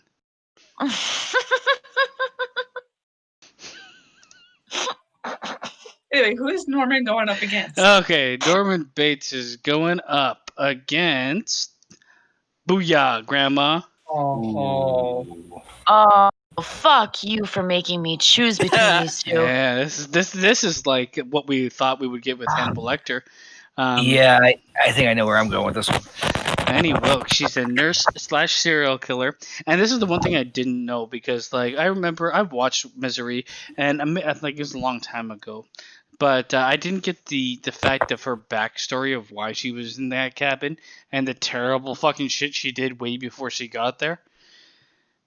But yeah, I know it now. I love that mind breaking is one of her fucking crimes because that's exactly what she did. Well, okay, I'm just gonna go ahead and vote right now, and I'm gonna say that Annie fucking takes the cake for me because Norman, yeah, he fucking killed some people or whatever, and he was a little creepy. But this bitch has taken creepy to the next fucking level. Like, she tortures fucking that super man Karen over here. Yes. And she fucking brainwashes him, or so she thinks, into the point of loving her just so she won't fucking hurt him. This is like I like people clamored for Jason versus Freddy. I want to see Norman Bates versus fucking Annie Wilkes. Like she rolls up to the motel, that would like, and he starts trying to fucking creep on that. Like she is going to fuck his ass up, is what I would say. Because I mean, though, like he's predatory, he's a predator. She is more. She's a super predator. Yeah. She didn't uses her nursing abilities to fucking destroy you. But it's also I didn't realize she killed 70 people. She killed a bunch of people as a nurse. That's what I didn't realize either. Okay, she killed a bunch of kids. I She like killed tons of kids as a nurse. Apparently, when I was looking it up, it was fucking weird. Yeah, I was pretty young last time I watched it, so maybe that's why I didn't pick up on it. Stuff like that is when I was reading up on it and they gave the kill count, a lot of it was like, just through the medical system killing people. Not like what she does in this or tries to do in this, but still, man, you've got someone that's premeditating and gets away with that much and can plan. Norman Bates kind of falls apart. He falls into his insanity, his psychosis, where she kind of like keeps it at bay enough to be in control for the most part. But not only that, but she's so good. I mean, you see it when she fucking kidnaps him, and you see the pre-planning. Like, she literally plans for fucking everything. She's like the Dexter of fucking movie serial killers. She's also like Norman Bates. He comes off weird right away. Yes. Yeah. I will not she is unassuming as fuck when you first she see can be her. unassuming for the first little while. Eventually, you can see like the cracks in the armor and shit like that with her. But yeah, like when she breaks your legs and won't let you go anywhere. With Norman Bates, you see it right away. So I'm 100% going Annie Wilkes, and she's one of the better fucking ones. I am your number one fan, says John Treadway. Yeah, she the thing is too, like, I mean, I don't know, like, a lot of her goals are like narrow-minded for herself, but I don't know. Yes. In the end, she's still. I think if you took those two and put them in a ring, she would beat the ever living fuck out of Norman Bates. Well, and hers is like obsession. Mm-hmm. When she like gets obsessed with something, or when she wants something, she gets obsessed with it. So like that's ultimately what leads to so many murders, because she becomes obsessed with whatever she's doing. Amazing. I love her. I don't love her. She's terrible, but she is definitely my pick over Norman Bates. I mean, we've got a Rue going with Trek, so I'm assuming it's Norman Bates. I don't know who the rest is going for in the chat, but Trek, who are you going for?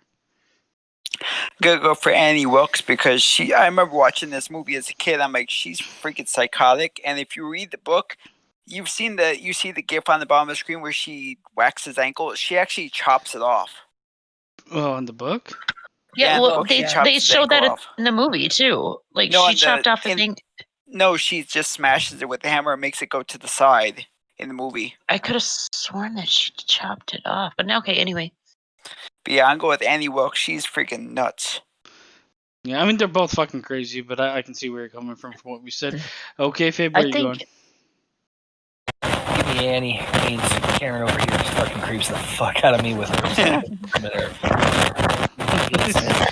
Calling in from fucking jungles of Borneo. I have no idea what's going on with this microphone. I know, he sounds like he's on a ham radio.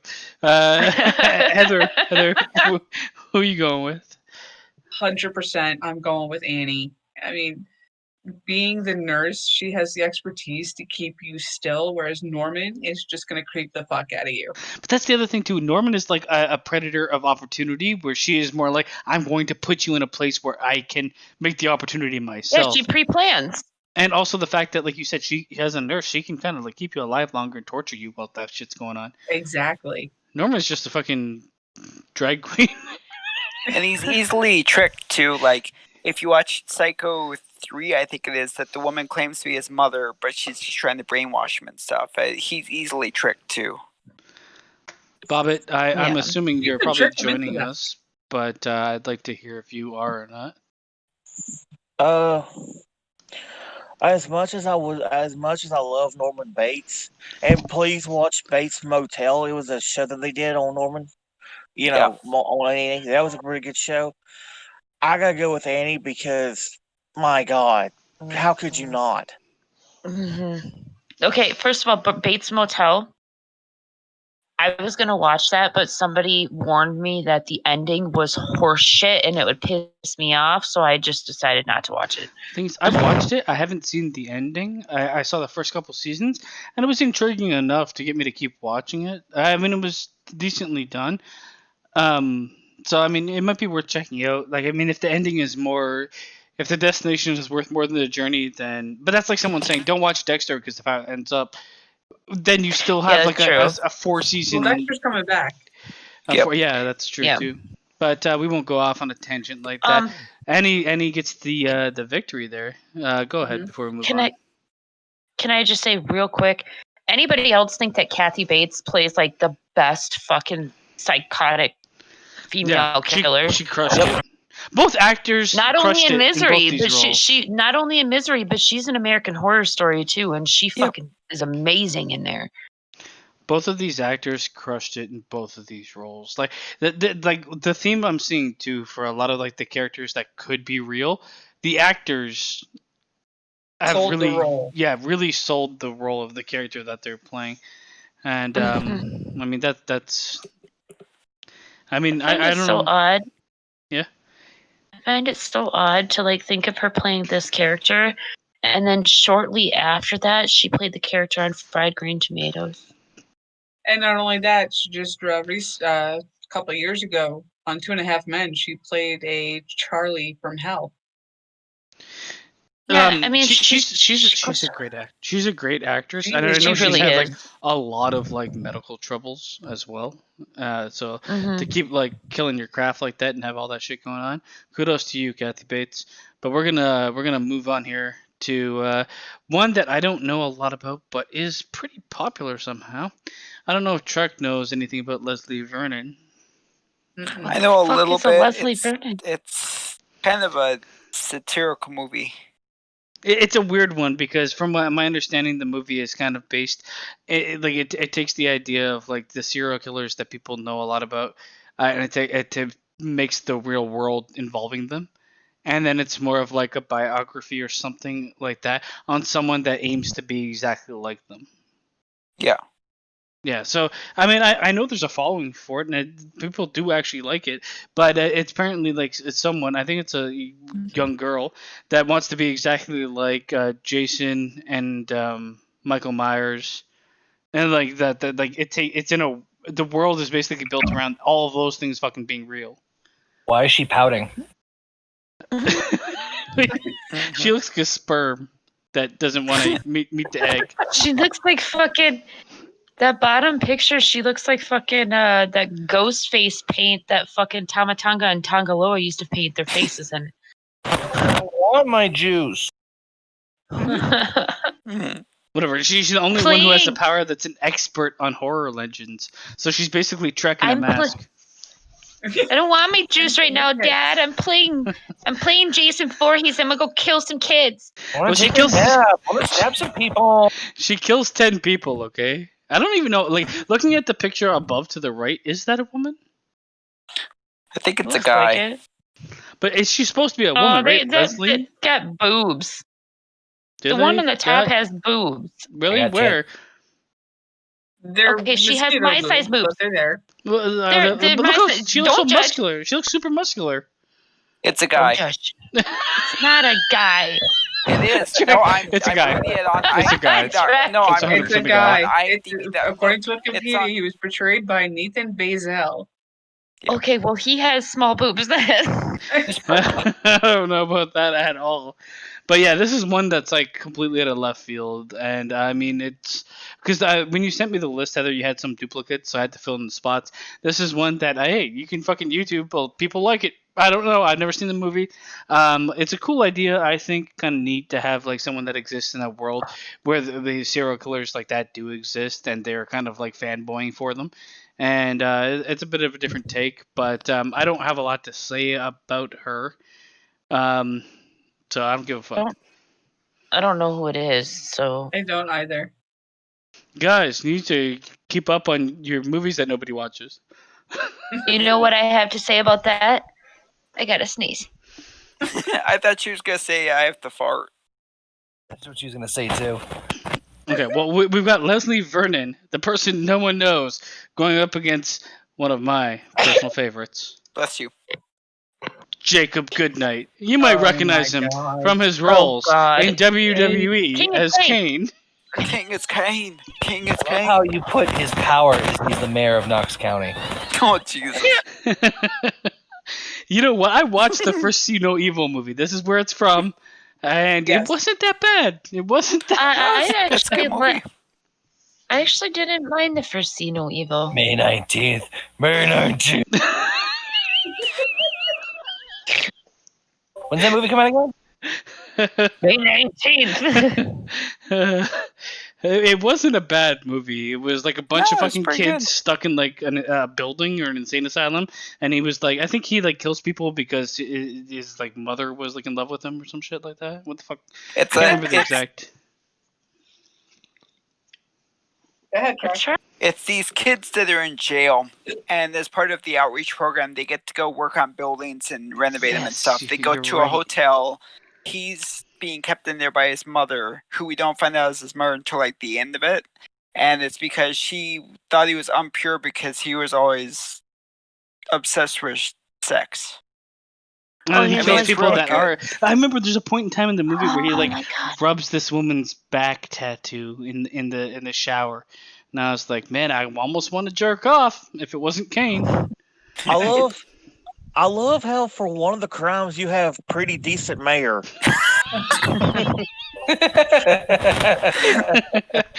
There wasn't a lot of information. Crime. There wasn't a lot of Undertaker's family to death. There wasn't a lot of information on Jacob Goodnight, so I had to kind of elaborate. You should have put. I like that.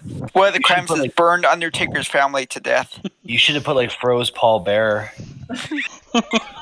I like his power. I like his powers. Brute strength, seemingly immortal. King is Kane.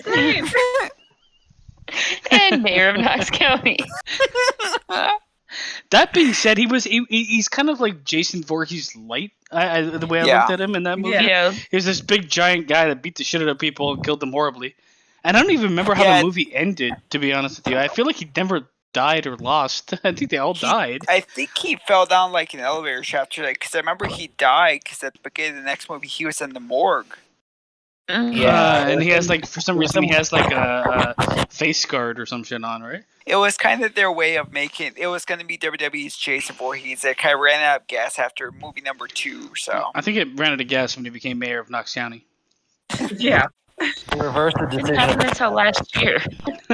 Part 3 coming soon. Never. That Well, being this said, time he'll slaughter our truth for the 24/7 champion. That'll be his gimmick. oh my god, they're actually going to He's done include that that in the already. movie. I bet you. But that being said, I will go with Jacob Goodnight. I think I don't know the other one at all. And King It's Kane. I agree. I'm gonna go with Jacob Goodnight as well. 14 kills, pretty good kill count. I mean, Kane looks scary. If you didn't know he was Kane, that's a big, bald, fucking dude. And unless you see him Smile? Yeah, I don't see in that. his fucking mayor suit smiling, then he's even more terrifying. That being said, like he could have had a career as like a masked horror guy. With his size, is just the guy was fucking huge. Absolutely. I know And you the fact said that he horror, was actually in but pretty decent shape. Horror guy. right? I know you said horror, but it sounded like you said he could have had a pretty decent horror career. Yeah, the guy's fucking huge. I mean, tomato. Come on, who's not going for Jacob Goodnight? Everybody's going for Jacob. I think he's a clear winner in this one. Yeah, I'll going go with Jacob Goodnight because I got to see this the first day in the theater, and it was such a good movie, and he did a great job. You know what? For me, it's not even the fact that it was a good movie or anything like that. It's just I don't know the other person. Yeah, I mean that's one And thing. I King is mean, Kane. King it's Kane. King it's Kane in the end. But also Kane, like who else would you think out of the fucking people on WWE roster would make such a good fucking horror villain? He basically was a horror villain. Apparently, it came down to him. This record, it came down to him, Taker, and Triple H were the last three in there, and they picked Kane. Oh God, not Triple H. No, Well, not see, Paul the rest. for me, the reason why I'm going with Jacob Goodnight is because one of the crimes is pretty decent mayor. I don't even know if that's true. I just assumed. He's a really good But mayor. we haven't He heard is. any fucking complaints. Exactly. from There's no Tennessee about complaints. him, But who's so- gonna complain against fucking Jacob Goodnight? It's like, Mayor, I have to tell you something. They look up like 4 There's feet. a city with the fucking tap mayor that can beat up the other people's Hey, mayors now. The mayor is a former pyro arsonist, and That was so you like living here? Yeah, it's fucking great. It's like, you don't want to live just here? Go wanna- talk to the mayor, or don't. This is fucking gigantic. I just want to say, Heather, that's gimmick infringement. Our mayor could beat up anybody else's mayor first. And that was our governor. Sorry, Well, if you our governor. interrupt his speech, he just puts the mask on, choke slams you, that keeps go back to talking. I'm The pretty fucking sure. music hits. We haven't heard anything about him because like they literally put people on stakes and he does the hands up and hands down and burns the fucking bad people alive or the fucking naysayers alive. Hey, he's doing God's work then. That's okay. Yeah. Oh that's his my thing. God. Yeah, oh my god, Trek. Okay. Moving on. Moving on. The next one on the docket, Jacob Goodnight wins. The next bad boy from hell we've got is everybody's Oh, my lovable favorite That champ. poor dog. I know. Look at what they put a lot of jelly on his face for this one. The poor dog had rabies. It wasn't his fault. Yeah, but he was bad boy. He's bad boy.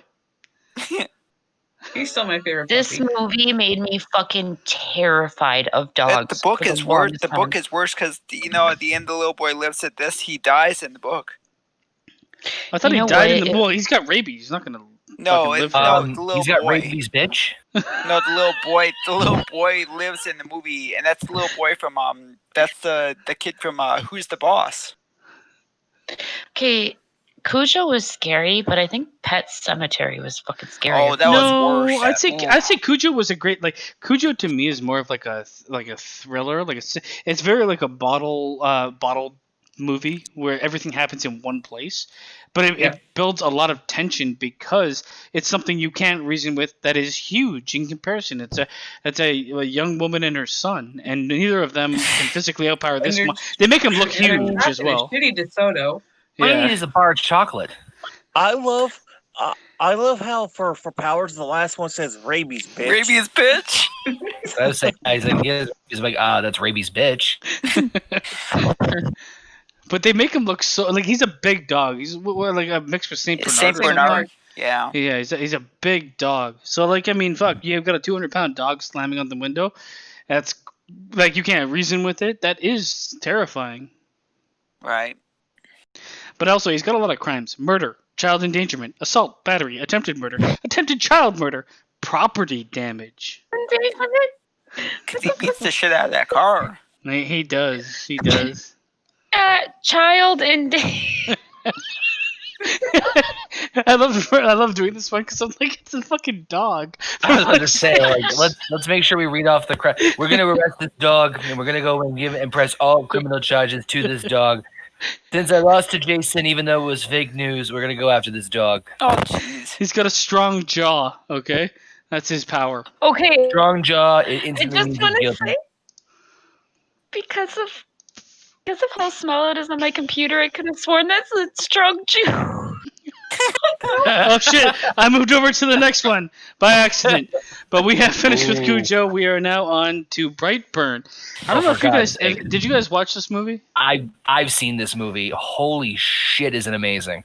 I'm gonna say right now, the movie itself had a great premise. I do feel like they executed some of it not so much with character decision making, I guess. But I did enjoy it.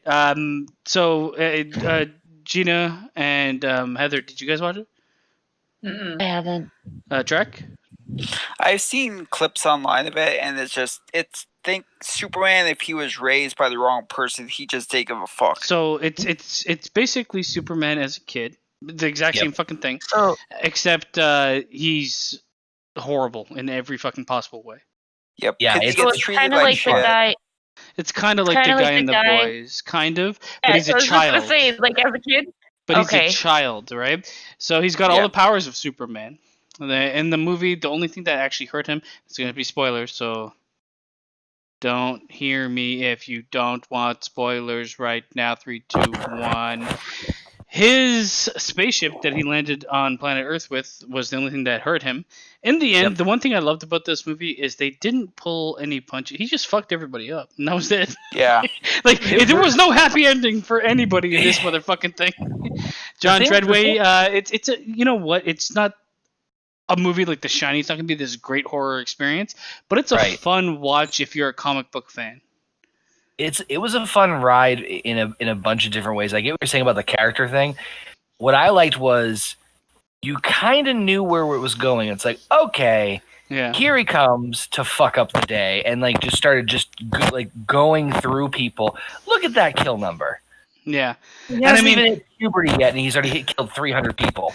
That being said, when I watched the movie, like when I watched throughout everything, and I need to come up with a kill number, his kill number was exploded at the very end of the movie. And again, spoilers for everybody that hasn't seen it. 3, 2, 1. He blows up a plane midair, and it just adds 200 kills or more. It adds a lot more, 250 to his death total. Hey, basically. Yeah. But I liked it because you kind of knew where it was going. Like, you kind of like, okay, we know the premise, we know the story. Kind of still, it's like any other horror movie where you kind of still root for the good guy and still root for this, and we're spoiling the fuck out of everything. Happy ending to it, and it's just like, wow, okay. So it's kind of like a lot of the ways. It's also to me reflective of like Damien in the Omen. It's like, oh, this shit's still out there. Oh, but this is Damien with the fucking huge erection. Bobbit, you were gonna say something. Sorry, man. Not that huge. Yeah. What in the fuck is nigh invulnerability? So he's not invulnerable. Nothing can hurt him except for one specific thing. So he's almost fully invulnerable, but like I said, his spaceship does do damage. It's like Superman with the kryptonite, except his is the spaceship. It's the same. It's the same idea, and they allude to it. I mean, it's a fun movie if you're into comic books. It's a different take.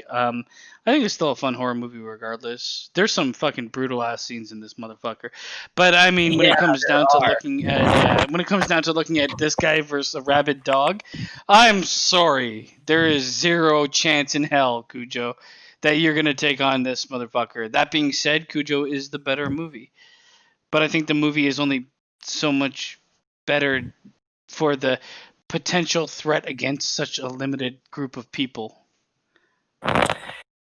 I'm going with Brightburn. Fuck the dog. I think he probably would. Yeah, I don't know. Like the Cujo is a better movie for me, 100%. But it's a better movie for multiple things outside of the villain. The villain is scary because it's like someone you can't reason with, but it's also a dog in the end, and it has the powers of a dog. I've never seen Brightburn, but I'm gonna go with that one anyway, just simply because of the kill number. And not only that, but like you said, Cujo's a damn dog. So I mean, not that I support this because I love fucking dogs, but if you had to, just get a fucking shotgun and kill the rabid dog that's trying to kill you. Yeah, Well, his Cujo. original owner tried that, and he ended up dead. Cujo's Yeah, a but, very I mean- situational movie where like Cujo is a problem in a rabid dog would be a problem in very specific situations where a kid with the powers of a god that just is bent on the destruction of the world is a problem for everybody in every situation. Now, with that Evil being said, Superman. I'm sorry. Go ahead. I was just gonna say, with that being said, if it was based on like and that could actually happen, then Cujo would be the winner because I mean, come on. But That's the thing. I do agree with you. I think like watching the movie, I think the more terrifying of the two. Okay, it's hard to say. Like they're not on completely different grounds because putting yourself in the position of that woman in the car with the young kid, there and the car's not starting, and you've got this fucking rabid beast trying to get at you that will stop at nothing you can't fuck with. And it's a better movie, and the acting is better. Everything about it is almost better. The only thing is the threat is so monstrous with Brightburn. I feel like eventually that will be the fall of Brightburn because that was the positive side to it, but it does have its weaknesses in terms of character. But I mean, you also got to remember that we're judging based on solely on the villain and not the movie itself. I'm judging on whatever the most interesting argument is that somebody could put forward because I think there is a case for Cujo, but then again, the case is easily made for Brightburn being a more dangerous villain if applied to the real world. But then again, you could say the same thing for fucking Pinhead versus Hannibal Lecter. So Right. Where do you really fall? This is like it shouldn't be a tough one, but it's kind of a tough one for me. I'm gonna go to Bobbit for the first answer. I'm gonna go Cujo, just based on the fact that Brightburn can't really happen in real life, but yet Cujo can. It is more terrifying from a realistic point of view. I know OK Fabe went with Brightburn, so let's go Heather. Even though I haven't seen it, I'm going to go with Brightburn because he does have the more likelihood to kill you than Cujo does. Because Cujo you can get away from. I think it's the way that we're looking at it. So it depends. Realistic. I'm trying to balance like the two, as a movie and as an actual character. What would be more terrifying? And when it comes to terrifying, I think Cujo is more terrifying for me because I think it could be real. But yeah. But there's also like how much weight does that have in my argument? That being said, I'm gonna go with Brightburn as well. Gina, who are you going with? Bro, we've been here. Brightburn. Oh, did decide that? Okay. Trek. I'm going with Brightburn because Cujo, he couldn't help what he was doing. The poor dog was rabid. Whereas Brightburn, the kid's just a fucking asshole. And I think that's the thing that you have to look at the most is like the actual villainy of someone. Cujo was like Frankenstein's monster, kind of. Yeah, a victim of circumstance. He chased the rabbit into a hole. He got bit by bats, which they said at the end of the movie and the book, they never found the hole where he got chased into, so they're still out there. The poor dog, they even showed in the movie how gentle the dog was at first, and you felt bad for him.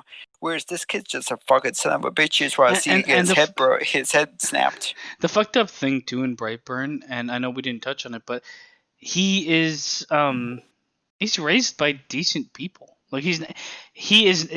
There's like some inner. It's like Superman was supposed to come to the planet Earth to take over the Earth, and so was fucking I think Goku in fucking Dragon Ball Z universe. But it's the same idea because they're basically the same fucking character. But he was like mentally warped by it because he was apparently an okay kid, kind of a bit weird up until a certain point where it's like when you watch in the movie, he's getting like he's hearing things in his head that are turning him into what he is. So though he is a victim of circumstance, he's still like he is still much more aggressive. yeah, and much more of a villain than a dog. Let's be real. Yeah, it's just like it's I mean, considering how many years I watched Smallville, it's like the Clark had those two parents. Even though Jor-El seemed like a dick at times, by the end of the show, you could see what he was really trying to do, which was help his son become the world's greatest hero. Whereas this kid was raised by good people, but he was bullied. He was treated by shit. He pretty much. It sounds like he was schizophrenic a little bit. Well, I think a lot of his like problems are made because of his fucking origin not being on Earth is how it came down. But it seems like Brightburn is the obvious one. I mean that's what's the chat saying as well. So we're gonna move on. The next one I don't think is gonna create too much conversation, but we've got to start with Pazuzu, which is the demon entity in The Exorcist. This movie scared the fuck out of me. It disgusted me with the fucking pea soup. I still cannot eat it to this day. Yeah, I watched right? this movie too late in my life to appreciate it. Yeah, same here. So I mean, though I still think it's expertly crafted, especially for like when I watched it, I was like, yeah, I wasn't taken out of it because of its production value. I felt like the production value was still top notch, even many years later. I also feel like, I mean, if we're going to compare entities, this is a demon. It does show up multiple times in the Exorcist movie franchise, and I think in other franchises too. I don't know the origin of the demon itself, technically, when it comes to like how it can be in multiple different movies and shit like that. But it almost seemed like the biggest harm this demon had was on the kid it was possessing, not necessarily a harm to everybody else around. If that made sense. Right. In the end, if it killed the kid, it killed the kid. Is it going to spread out and start killing everybody else? I never really got that from the movie. Well, it could jump from body to body because at the end of the movie, spoilers, we're going to talk about the movie a little bit. 3, 2, 1. The priest says, come into me, and it goes from her to him, and he jumps out the window and dies. And then, but at the beginning of the second movie, you see it, the priest get up, he's possessed. That's the one priest that went on to fuck all the kids. It was always Pazuzu. No, but yeah, it's it's a transferable demon that goes from person to person. I don't like. I mean, this is like I would like. You know what it is? This is the problem with horror movies. It's diminishing returns because I get all these fucking people. Oh, people went crazy watching it. They left the theater. Someone died while watching it. And you watch it. It's like, okay. Apparently, apparently the movie was made. That's what happened to a lot of people. Yep, they had to have numerous priests come in and cleanse the set because people were getting disturbed and sick on the set. Do you think that's marketing? Was real. No, I saw that thing on E where they talked about behind the scenes. They said they had to cleanse the set daily because it was all fucked up. Oh God, they can't lie on E. Oh, hey, here's a fun fact about the Poltergeist movies. Okay. Did you know that all the women who's played as the chick and Poltergeist has died in mysterious ways? Yeah, Poltergeist was a cursed set, if anything. Yep. I mean, when it comes to Pazuzu, I didn't even know the name before I looked it up. Then I saw it and I was like, I've seen this in other places. I mean, The Exorcist is more. It's more about when I was watching, it was more about the possession of the kid than anything else. Yeah, it's a demon that can switch entities, but then again, it's from one person to one person. When you compare it to an entity that can destroy a whole the population, this fucking motherfucker is gonna take 7 trillion years to get there. Because it took him like a month to kill this kid. But I don't know. I almost I felt like The Exorcist was a bit overhyped But that was for me when I watched it later. It's still a really good movie, though. I mean, we have the benefit of watching it kind of later because this movie came out in what, the 70s? Yeah. Oh, And it still looked good when I watched it it. was huge for that. It still looked good and everything, but like by the time that we probably watched this movie, it was probably like, I'm gonna guess, late 80s, early 90s. And by that time, we had already been exposed to Jason and Nightmare on Elm Street and all of these other horror movies that kind of were a little bit scarier than this one was. The thing is, like, I watched it in the 90s, and I still thought, like, outside of like the grainy film quality, it's still held up production value wise. It was a very solid movie. To have a horror movie hold up for 20 years is a thing to be proud of. So Now, it was a solid movie. Yeah, I mean, I agree. For this being filmed in the 70s, they did a much better lighting job than they did on fucking half of the Michael Myers. This is one of the reasons why I cannot. But the practical I honestly effects were solid in this movie too. I cannot stand Michael Myers for the simple fact that I cannot see him for half the fucking movie. Like, it's pitch black. That was the point. Yeah, That was the point, though. But I also feel like that's the point for a lot of. pitch black. I feel like that's the point for a lot of horror characters. There's like a horror trope where like the anticipation is built over the first half of the movie to see, and most horror movies drop the ball when they start showing you everything because it gets boring fast. But So- no, here's the thing, like just a little bit of lighting, okay? Because like I have really bad vision, so if something is dark to like most people, I'm not gonna be able to fucking see shit. Okay, so like some people are like, oh, there he is right there. Shut up. So some people are like, oh, You know, there I've he is never right there. How seen do an you not see him? NBA I'm like, game.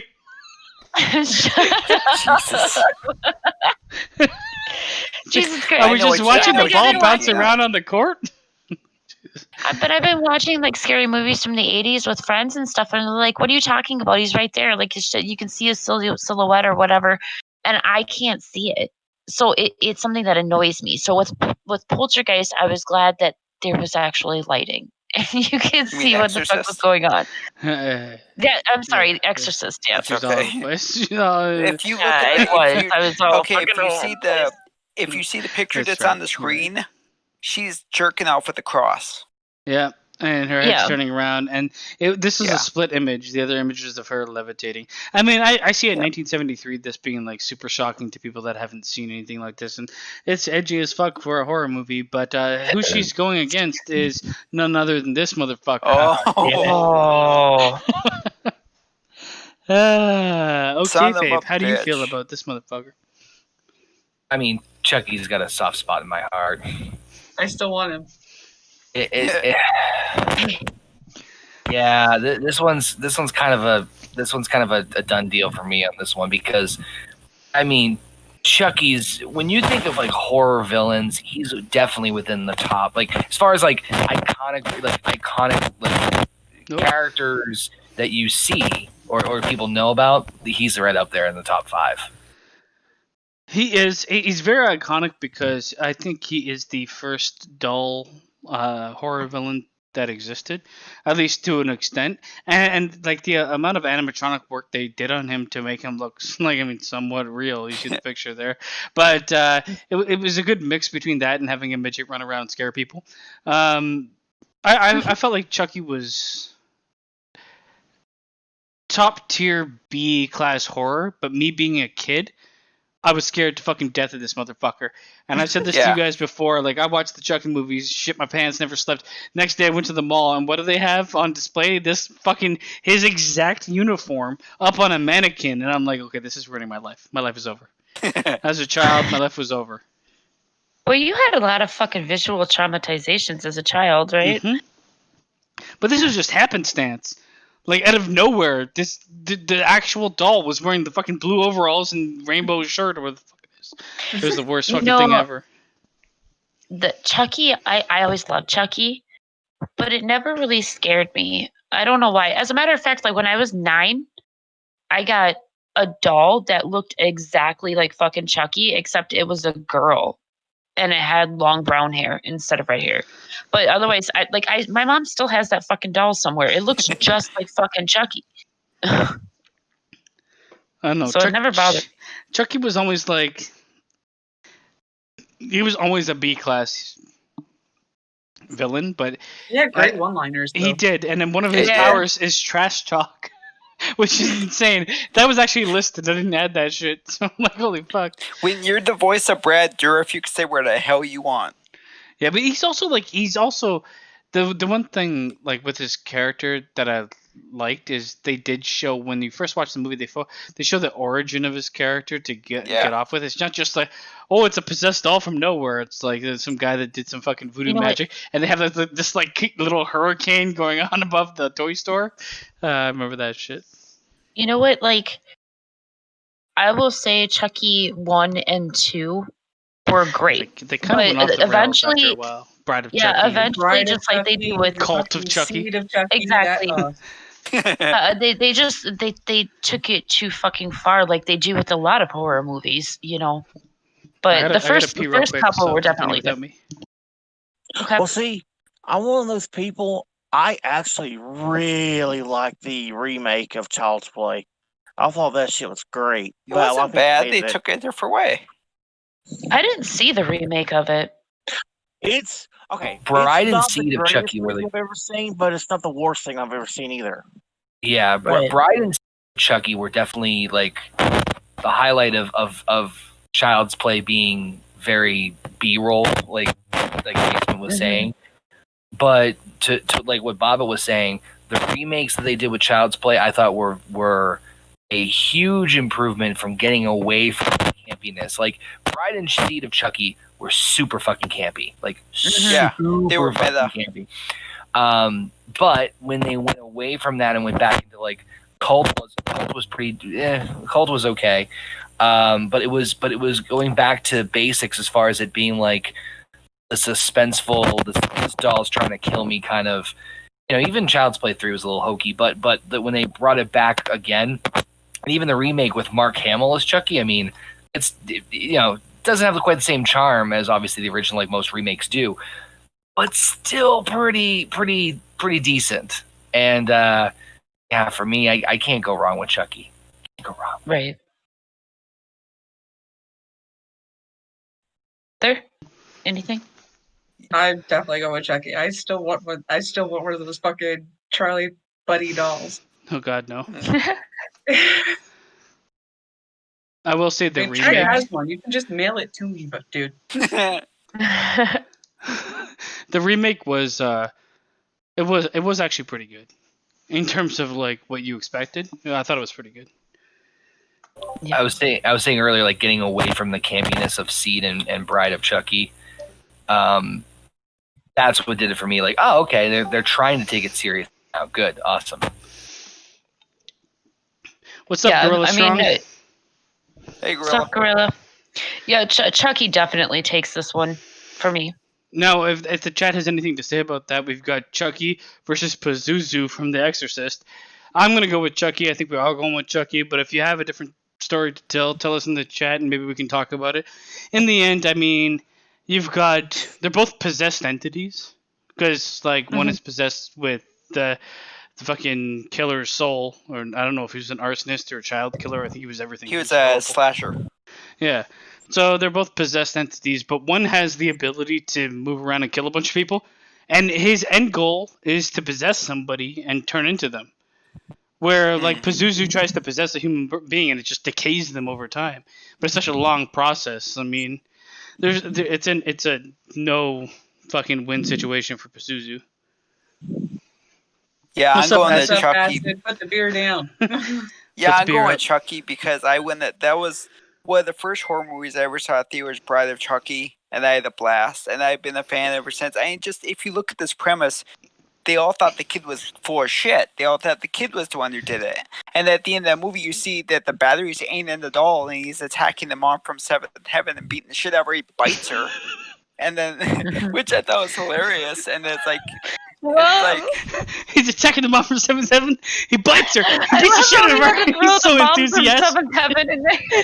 It is. That's how she got. That's how she met her husband, because her husband's the director of the movie, and she goes, "Well, if I marry him, I'm surely gonna come back." And she was never brought back for a sequel. That's Oh my embarrassing. God. Yes. But 44 kill count. Sorry, go ahead. Yeah, he's on my wall. He's on my shelf here. I mean, it's freaking awesome. I'll go with Chucky. Yeah, he's a horror icon. 44 kill count. When I was looking him up, I almost was sure it was higher than that. Now, that is a culmination of all of the movies. And I kind of like that because where you look at Jason, he's just killing everybody left, right, and center. Where you look at Chucky, the people he kills, you kind of know the characters because they've introduced them. Unless it's just like a random boyfriend or something like that. I gotta go with Chucky as well, just because the thought of a killer doll scares the hell out of me. Yeah, and the fact that he looks so fucking creepy is not the downside.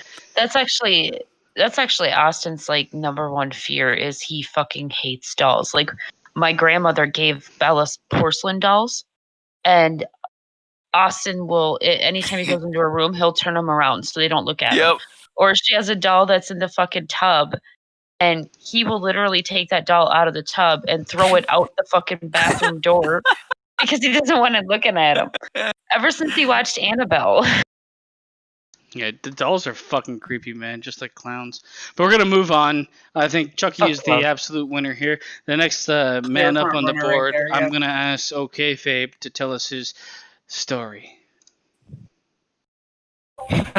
Oh shit! I didn't think you were gonna have him. Fucking awesome. Oh, I am so happy to see this. I am so happy. Has What anybody, am I looking at right now? has anybody actually seen the movie? No, but I know enough about it now after researching that it just makes me want to see it. So this basically can go. You need to see it. It basically goes in the same vein as Dr. Giggles and Jack Frost. Like it really goes in the same vein of like, for God, look at the freaking look at it. Look at it. Clint Howard is a killing ice cream man serial killer. I mean, for fuck's sakes, what else could you ask for? So, the basic premise is, I mean, it's relatively self-explanatory. There is an ice cream man who is a bit odd, a bit strange, and he grows up witnessing that. I think the story goes he witnesses the ice cream man being murdered, and it kind of triggers him to take over and then like take care of any bad guys. And, well, ta-da! Not much else to it, you know. I mean, I don't want to give away too much, but I mean, not that much. Well, I'm going to say right now, one huge benefit is Clint Howard's a creepy looking motherfucker anyway. Like, this guy looks like a child rapist. And the fact that, like, when I was looking up gifs for it, this was one that was he's got, basically, he's not even hiding the fact that he's feeding people to people.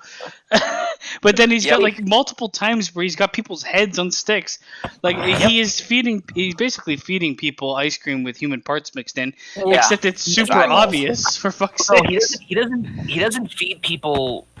He doesn't feed people parts of ice cream. Like he tries to actually hide the murders first, but then towards the end of the film, he's like, "Fuck it," and just doesn't care, as you can see in this image. But Clint Howard fucking nails the role, and that's one of the reasons why it's like, this is just great. That's also Connor, why he's got that question power, for you. Charisma. What's that, Jack? Connor, I have one question for you. Do you know how hard it is to make butterbrickle? No. Pretty sure Is that line in the movie? He's quoting the movie. Well, maybe not. I don't know. Yeah. It took me a second. I was gonna be like, where the fuck did that come from? Ice cream man. But he's one of the only villains you see here that actually has the power of charisma. So, Clint Howard's a weird motherfucking looking dude, but he is charismatic for the fact that he looks like he does. So good on him. And this was one of those ones where I was looking up. I'm like, man, this reminds me of like a Killer Clowns from Outer Space kind of deal. Yeah, funny, that kind of goofiness. Funny, goofy, like a comedy horror. And it was just like with him, I could get behind it. I mean, look at the fucking picture right here. Jesus Christ. First off, there's never a sugar cone that big. I know, but there's never a head in a sugar cone. So, fuck. He made sure to appropriately top it with toppings. He did. And, okay, so, like, I mean, he's got 9 kills, which is pretty impressive for Ice Cream Man. But who he's going up against is this creepazoid. Oh my god, yeah. Wait, is that from... Yes. Yeah, okay. Human Centipede. Yeah, because I was going to say his powers love I to will eat say, mouth, like, so- how creepy, like, Human Centipede was, this guy's fucking face always creeped me out so much. He just, like, he's such a creepy-looking motherfucker. He's a German scientist that sews people's German mouths to each other's Christopher Walken? asses. Looks like He a is, fucked up kinda. Bruce Campbell. No, it looks like a German Christopher Walken. Yeah, guys, sure. I just got to put together the human Everyone. centipede. I mean, like, wow, asses to mouth and then asses to Oh mouth. god. It's a great way to jawohl. But it, like, honestly, that movie would be such a joke. Okay, Alpha, you haven't heard of the Human Centipede, and That you also movie's haven't heard fucked up. of. Well, I can get Ice Cream Man. I never heard of that either. But the Human Centipede was pretty big at a certain point in time. It's basically this fucked up doctor that gets into fucking sewing people together, and he sews asses to mouth, and that's basically all he Basement. does. Basement. I love the fact for one of the powers you put loves ass to mouth. That's what he does. It's not wrong. Yeah. Just want to make sure you know that you know which side do you want to be on. Do you want to be Oh, on the fuck. front, the middle? I think or the end? middle is literally the worst because you're I think taking if it you're in from the middle- all. No, all I sides. think the end's the worst. Oh, I think if you're in the middle, you want to die. I think anybody but the first is terrible. Because like, how do you know if you're at the end of the third person centipede that is actually the end? Maybe you're getting another fucking person sewn onto your ass. Anyways, the movie is fucking really weird and oddly like these like surgery type movies. I've seen a couple of them.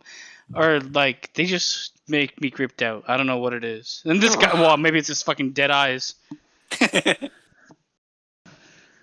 He's like Christopher Walken's younger brother. hmm Looks like Christopher Walken made the Disney character Christopher made it. Christopher Walken. It's Christopher Strolling. He's dead. Okay, let's be respectful. Oh, I didn't know that. I'm sorry. It's okay. I forgive you. I don't care. Well, I mean, I care obviously. Well, I don't know if I care. Whatever. Anyways, Dr. Heiter versus the Ice Cream Man. The only reason I'm going with the Ice Cream Man is for kayfabe because Power charisma. he does, power charisma, and he does feed people to people through ice cream or parts of people.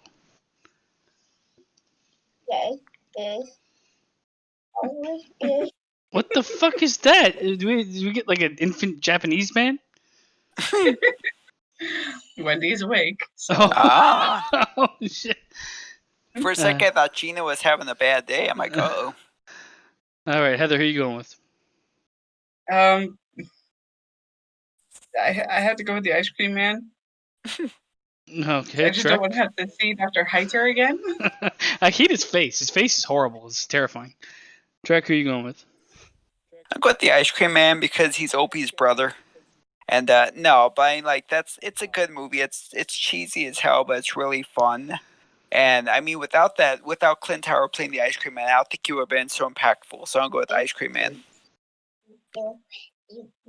And that being said, it's hard to even logically think of these two people fighting each other. Bobbit, where are you going? I gotta go with Dr. Heiter just Dr. because that movie still fucks me up to this day. It's creepy Yeah, as it fuck. does. I'm not gonna lie, it's creepy as fuck. I mean, I might even go with Dr. Hyde. You know what? Fuck it. I'm switching. I'm going with Bobbit. So we've got 3 versus 2. I just see a failed opportunity to not call this guy Dr. Heine. Or Dr. Astamouth. We need Dr. Astamouth in here. We've got an emergency. Gina, are you going to Astamouth? Or are you going with Ice Cream Man? I'll go with Dr. Hater. Oh, so we got 3 on 3. We need the chat to decide, okay? Alpha, Aru, Acid, Gorilla. You're going with Ice Cream Man or you're going with Dr. Hyder? One Ice cream. is comical, but does feed people parts of bodies in ice cream. The other one is Christopher Walken, if he was German and made people sewn ass to mouth. The only reason I picked the Ice Cream Man in this one is because I suggested him, was because is in this matchup, the Doctor's only claim to fame is creating the human centipede. That's it, really. And what can it actually do? Here's the thing: you create this fucking ass to mouth thing. Cool, you connected digestive systems. Right. It just fucking waddles around on the ground. What the fuck is that shit gonna do? I think Ice Cream Man would kick his fucking ass, man. He'd turn him into ice cream and feed it to the centipede. At least Ice Cream Man has had some more is more akin to like a classic serial killer. Yeah, I'm looking at the chat right now. Ice Cream Man is the victor. Woohoo! Oh my god, we've got the first clown college to move forward. Okay, well. Oh my god. How many more we got left? Oh, I got too many more. That's the problem. 2, 3, 4. So we got 6 left. But there's a couple we can blast through real quick. Yeah. All right. So, I'm gonna pick, I'm gonna pick a blast through. That's what I'm gonna do. Alright, so the next one is this motherfucker. Let me know if you guys saw this movie, because I did, and he was super creepy for me.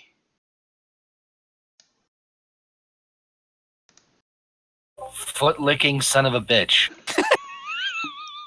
He does it in the movie. He really does. What movie is this? Yeah, This is Gerald's Game. He's like, it's weird because like for the most part of the movie you think he's like a figment of the woman's imagination. So her husband and her are gonna have kinky sex, and he ties her up, and well, not ties her up. He handcuffs her to the bed, and then he has a heart attack and dies. And then, yeah, I did not see the movie. I read the book. So this guy starts showing up. So Heather, kind of, well, like, I mean, we're gonna have different perspectives, but this guy starts. This guy is a real person, a real character. Mm-hmm. He's a real person in the book. He's a super creep, but he like just watches her, and he starts. In the movie, at least, he starts licking her toes and shit like that. But when they show him in the end, spoilers, they show him in court. That's what he looks like. His face is actually like he's that guy that you've seen probably before in other horror movies. In the book, the husband is actually very abusive, and she's just done taking his shit, and she ends up killing him with a kick to the balls. Yeah, I think he does have a heart attack in the movie, and she's locked up. I can't remember if it's abusive or not, but she's like, it's gross, man. She tries to get her hand out of the cuffs and starts like skinning her, and this guy's like watching the whole time, just licking her feet. Like, look at this motherfucker. He's Gina's favorite. So he's Tarantino based then. Yeah, or the Weatherman. Stephen King. No. I mean, because Tarantino has a foot fetish. But you can't agree that he's a really creepy character design. For fuck's sakes, man. Like his jaws all to one side, plus he's like 7 feet tall. Yeah, he is creepy. He looks like a big old action figure. He's got grave robbery, theft, breaking and entering, necrophilia, serial murder, and cannibalism. I like it says foot licking son of a bitch. That's what he is. But he's also like in a movie that's not necessarily a horror movie, but his presence kind of tips it over to that place. So I mean, that's him. I don't think everybody really knows who he is. I don't know. Okay, Fabe, do you have any idea? No, sadly, I haven't seen this one. Gina had to duck out. She was having tummy troubles again. Oh, she's farting on her dog. All right. So who he is facing is this motherfucker. Hey, we know who Heather's voting for. I mean, the one thing I will say about these two characters are Both really cool character designs. Does Oogie Boogie, Heather, does Oogie Boogie lick feet? No, he does not. No, he does not. Wait, he doesn't? Well, I It mean, wasn't maybe he one scene does. where he does? He's a burlap sack filled with insects. So The one thing I will say with Oogie Boogie, though this movie is kind of like a Christmas / horror film because it's Halloween and Christmas combined. And Tim Burton. Yeah, and Tim Burton. Oogie Boogie was like if I was watching this as a kid, I'd be fucking creeped up by this motherfucker, man. Like the neon lights and everything that like he just looks creepy as shit for me as like an idea of a character. But he's more of like a crime boss, mob boss type guy than he is like a horror villain. yes, and Lock, Shock, and Barrel are his little sidekicks. Those names. I mean, it's kind of hard because Nightmare Before Christmas is such a unique movie and a unique story because it blends those two like really different holidays together, but you have a lot of like fundamental roots with them. And then with Oogie, you're right. He's kind of like the I'm gonna take him out back and like old Yeller Santa. Like that's kind of the vibe I got from him. I was like, holy shit. I mean, the design did. I'm not gonna lie. Like the design's so unique and right. Like it is intense. Technically a kids movie, though. I will argue that point with that movie. It does technically. I think it's PG, right, Heather? It is, and it was made by Disney. Yep. Yeah. To be like it's like the Coraline, but before Coraline was a thing. Mm-hmm. If that makes sense to anybody out there that's seen all these Disney movies, he was creepy as fuck. Okay, he reminded me of what's his face from Marvel Universe. We talked about him earlier. The big bald guy in a white suit, Kingpin. Oh, he reminded Kingpin. me of Kingpin of that universe. That was his character. Or at least that's what I got from his character. But we get some shit fucked up for you. There's not too much to say about these two different guys, in my honest opinion. I mean, you either go with one or the other. I think as an adult, the Moonlight Man is creepy as fuck. He looks creepy as fuck. But he is also only in the movie for like 10, 15 minutes. Oogie Boogie's only in that movie for 10, 15 minutes too, but he's also creepy. That depends on I'm your... quite a bit. I'm only going with Oogie because of familiarity. So we got OK Fabe with Oogie. Bobbit, who are you going with? Well, considering Oogie Boogie was really fucking scary in Kingdom Hearts, I gotta go with Oogie. There you go. He has also got more platforms that he's been shown on. Moonlight Man is so individual. Trek, who are you going with? I'll go with Oogie Boogie. Yeah, I remember when I was a teenager, I thought I saw the movie, I'm like, he is creepy as shit. But then, you see so many tattoos of him, like Harry says, tattoos and all the shirts with Hot Topic stuff. He's a cool bad guy, so I'll go with Oogie Boogie. He's definitely got a cool look. Heather? Are you kidding me? I don't need to ask going you. here. Myself, I'll go with the Moonlight Man. I think he's creepier as a character in general, just because he's basically a guy that just watches this woman tied up and slowly teases her and gets closer and starts touching her and shit like that, and then you find out he's a real fucking person and he was just going there and he's done all these terrible things. It's like the implication is way worse. But Oogie Boogie is a cool character design, and it'd be fun to see what he does during the rest of the tournament. Alpha's going with Oogie Boogie, and so is Aru. Gina, I don't know. I will find out what she feels like eventually at some point in time. All right, we're gonna move on to. Okay, this one is a bit. This one's nice. It's pretty nice. It's pretty fucking nice. I don't like it when he does that. All right, so the next one we have is. I would argue that this movie is a horror action, but action horror more so. I mean, this is the one where I feel like it could have been interchanged with T-1000 from Terminator, He's one ugly motherfucker. I put out that poll about like is T-1000 a horror villain? Most people said, well, the majority said no. I would feel like they probably said the same for Predator, yet Predator is scary looking.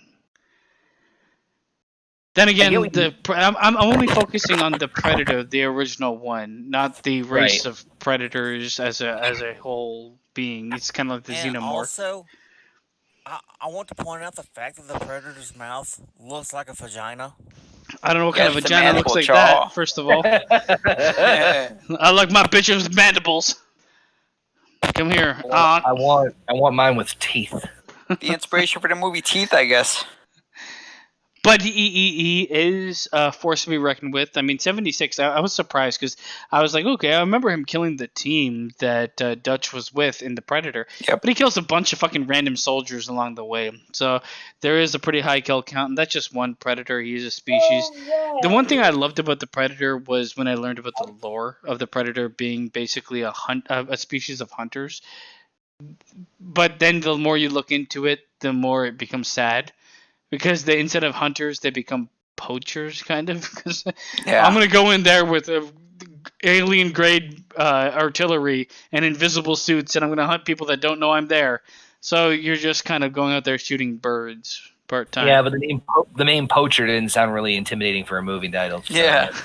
And it doesn't sound as good coming from a movie called Poacher if Jesse Ventura goes, I ain't got time to bleed. Yeah, there's a bunch of good one-liners. That movie also had like 8 governors in it at one point in time. Very much. I mean, the movie was. I was there too. I was there too. You didn't see me in the background, but I was there. I was a predator. I was huge. I was great. I bled green. I was a predator. I was one of the best predators there. I was quite possibly. I was the best predator that they had there. Tremendous, wonderful, incredible. If I remade this movie, Chris Hansen would be one of the characters, just because he's got nothing else going on. Cameo. This is a quick little wink and nod. Yeah. My name is Chris Hansen. Immediately gets his head blown off. But okay, as a horror villain, the Predator is formidable, but I don't know how much horror he. In the movie, there is a sense of horror. It's a different style of horror movie. It's not like your classic slasher or haunted this or that. It's, hey, here's a super-powered alien who you can't see and going to kill you. So it's got more kind of like Michael Myers. The guy fucking teleports all over the place and stabs you. Like, I mean, that's why there's like a thin line between action and horror with this kind of thing. I will say that when they did reveal his look back in that movie, it was scary. Like, I mean, Predator was one of the better action horrors I've ever seen. I told you I was the best Predator they had. Oh god, Chris Hansen, I've heard you've been tweeting out. It's wrong. It's a lie. It's absolutely not true at all. We've actually not been tweeting about being the best Predator. Not the fake news. Now, the reason I love this selection is because I want to see this movie. I want to see this combination of things. We got Predator going against none other than... Oh, fucking hell, this is tough. Oh, Jesus. Leprechaun.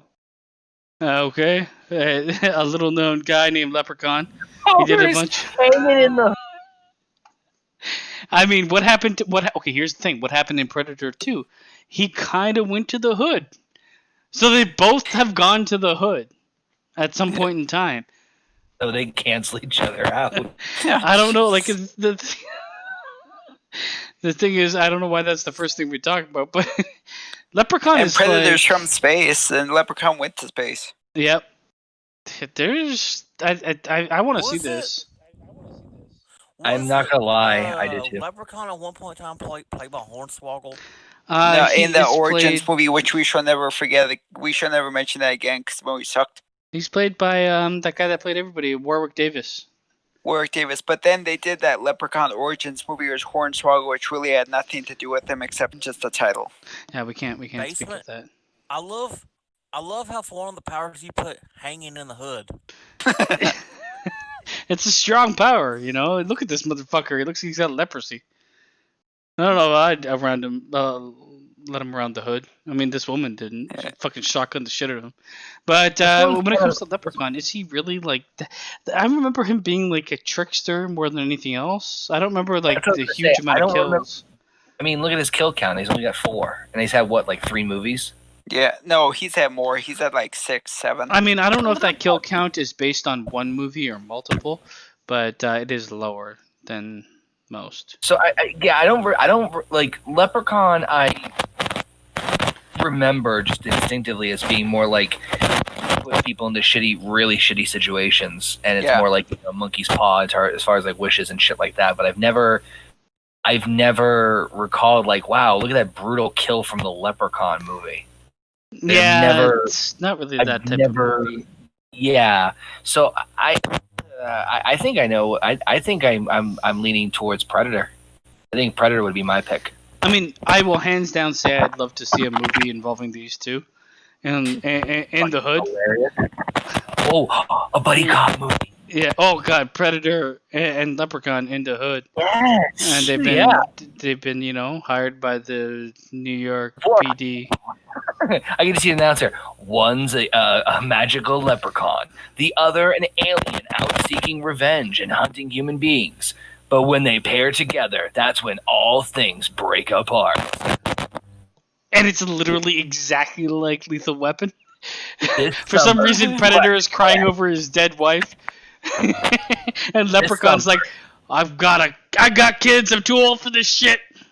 This summer, Lep and Pred become buddies. Oh God, Lep and Pred is the worst combination of those two fucking names. Is all I'm gonna say.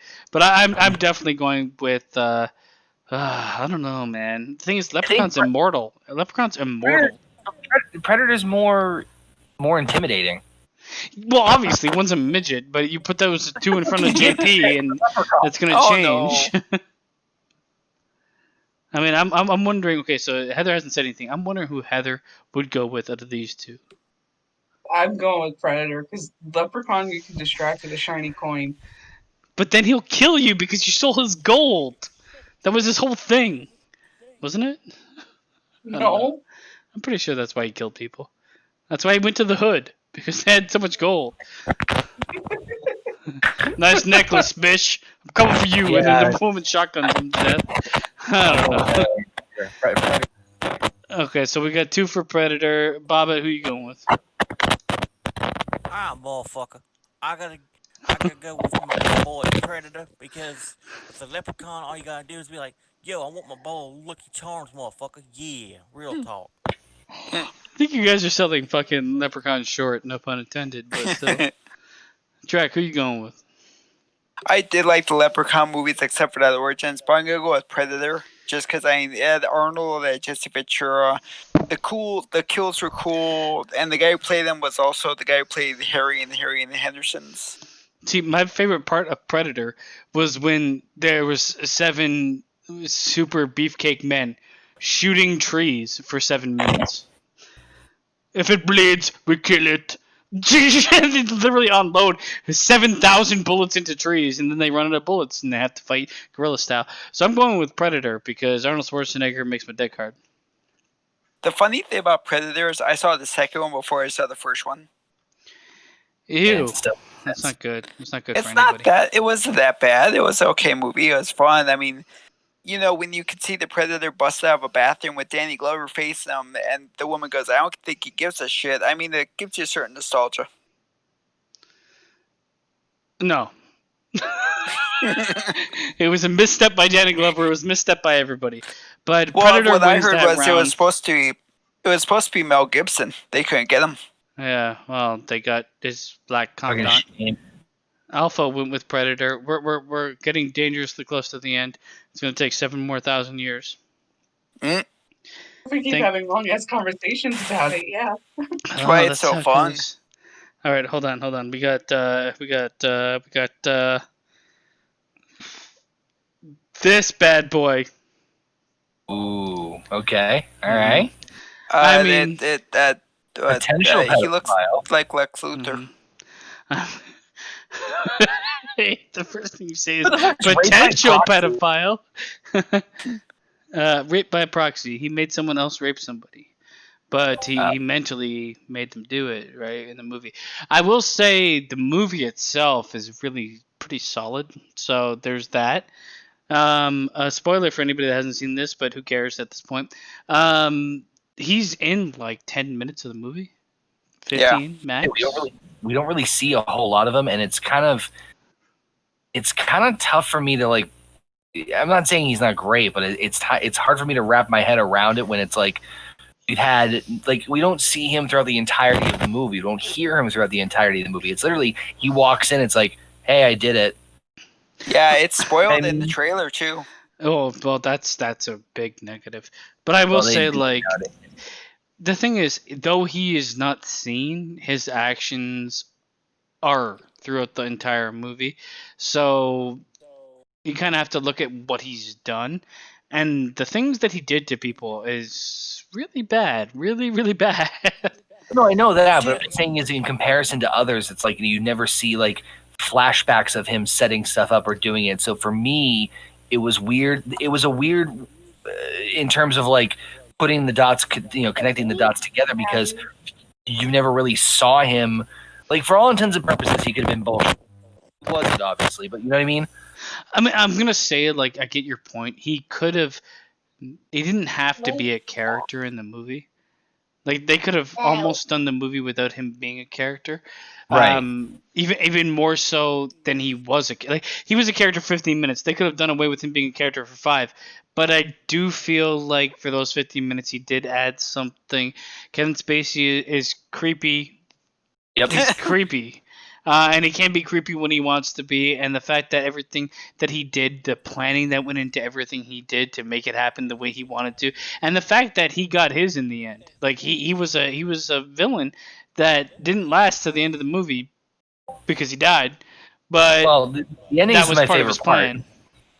Yeah, that's where this one's tricky for me, because on one hand it's like, well, it's just weird to kind of the way they went about it, but that ending though, what's in the fucking box? What's in the box? To this point, I still say that to a woman I'm about to have sex with. What's in the box? I'm really disappointed in you, though, Basement, because you had the perfect opportunity for Power to put Brad Pitt still doesn't know what's in the box. He knows. He knows now. It's Angelina Jolie's 18 kids, No. and he ran Oh, away from God. that. She hired a nation to be her children, and he was like, well, I guess I'm out. World War Z, bitch. But I will say, I mean, I get what you're saying when you say that, like, he's kind of far removed from the storyline. So when he comes in, the impact is already had. Like, him being a presence isn't going to increase the fact that we saw this guy, like, kept alive for a year where he's, like, wasting away. That type of shit is always going to take... All of his actions take precedent over his character. But all of his actions are formed by his character. So, I don't know. But we're going to see who he is going up against, which is... Where am I? Okay, well, I don't know where I fall on this. Blink, motherfucker. There you go. Now you died like two completely different characters. Is what I'm gonna say. This is tough. Considering that this movie is actually based off of the real story. Yeah. Yeah, I don't know. I don't know any real story. Like the whole duo that did all this shit is like 100% fake. Elizabeth Warren and her husband. Yeah. It's a bunch of phonies. I think I'm still going with John Doe. Yeah, well, here's the thing with Annabelle. It's like when I looked at the doll characters, like Chucky and Annabelle, there's a complete difference. Chucky is a character. Annabelle is stationary all the fucking time. Yeah. Every time it's like, oh, there she is, there she isn't. Oh, and then everything she does is like insinuated by someone else doing something, or a drawer falling or opening or some shit like that. Like, I mean, it's like Damien, but worse. It's like Damien, except he can't move. He's quadriplegic. It's just like it's still gonna be the best quadriplegic doll that Lord. you ever saw. it's gonna be big. It's gonna be huge when I stand up. We have Never big again. wheels. We're gonna move very, very fast and to be very efficient. Probably we won't tell because we can't move or make any sort of signals. Very fast, very efficient. I don't know. When it comes to Annabelle, like the movies to me were always like a side character to a movie franchise. They did enough, and some of them had like some good scares. But it's just like Annabelle as a character is just so. It's a cursed doll. It's a cursed doll. You have it. You're cursed by the doll. But the doll itself is not imposing. That's the problem. Yeah.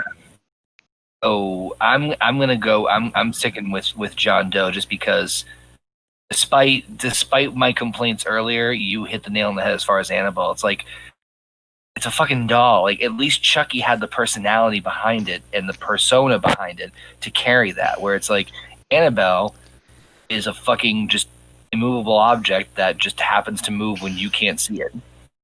It has no character. That's for sure. Wouldn't, but You need to go to acting class, Annabelle. Yes, You fucking bitch. I need to do dad jokes. I don't know. I'm definitely going with John Doe because Yeah. Annabelle to me is such a throwaway character. I mean, you could have replaced her with any other creepy looking doll and be the same fucking thing. Heather? I did several times. I'm gonna go with as much as. Can you stop before you wake up your father? As much as I believe the actual story behind this movie, I'm still gonna go with John Doe. There's Just a because I face to the feel- actions. I mean, both of them are kind of weak in my opinion. But sorry, go ahead. Yeah, it's exactly as you say. I mean, it's an actual person, and it's not something that just sits there and be creepy. Yeah, I don't know. Like anybody else really have a different opinion? Trek, Bobbit. No, I'm gonna go with John Doe. Even though Annabelle creeps me the fuck out, it's just Annabelle doesn't worry me as much as a serial killer does. But that's the other thing too, and it's been a common theme. Is like, is it in a realm of something I can understand? And I mean, I could probably understand Annabelle more than some of the other, like Pinhead and shit like that. It's kind of like it's a breach of reality, but it's not like too far gone. Where Pinhead is completely fantasy, right? Annabelle is still fantasy, but there's people. I mean, people. There's a bunch of people that have had this experience with this and this and this and this and this and this, and I've got this thing and everything went bad. Like that is more believable than Pinhead. But when it comes down to it, John Doe is he's kind of one note. I mean, it's unfortunate because I do feel like if it was anybody else against John Doe might have lost this. But Annabelle's weaknesses are really pinpointed on this one. I don't know, Trek, how do you feel? Yeah, I'll go with John Doe. I think even though he was only in the movie for like 10 to 15 minutes, I mean, you could definitely feel his effect more. And like you saw the after effect, like some of the stuff he does is gnarly as shit. Whereas Annabelle is kind of more implied. But even when it's John Doe is implied, you could tell he's a sick fucker. So I go with John Doe. Yeah. So I mean, I don't think it's going to be different in the chat. I don't think they can change anything anyway. But we're going to move on to the next group. We're close, guys. We only have this one and one more to do, and then we're done. So let's blast through it. Audrey 2. Oh, sweet. I have never seen this movie, so I'm going to let the people that have talk about it. Really? You never seen Little Shop of Horrors? Mm-mm. You need to see this movie. Yeah, it's really good. It's like, where even Rick looking Moranis is best. Even looking up the GIFs and looking up the storyline and shit like that, I was like, yeah, I need really. There's a couple of them, but this is definitely one that I was like, I really need to watch this shit, man. It is. It's a musical, just to give you that warning. Yep. But it's a musical that's worth watching simply just for Steve Martin's dentist.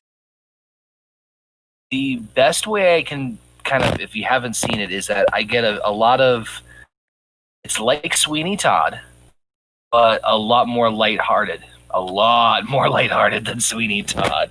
That's the best way I can describe it. It's horror musical, but it's got like a dash of the campiness of like the late 80s, early 90s. Like, I don't want to say slasher, but you get the idea.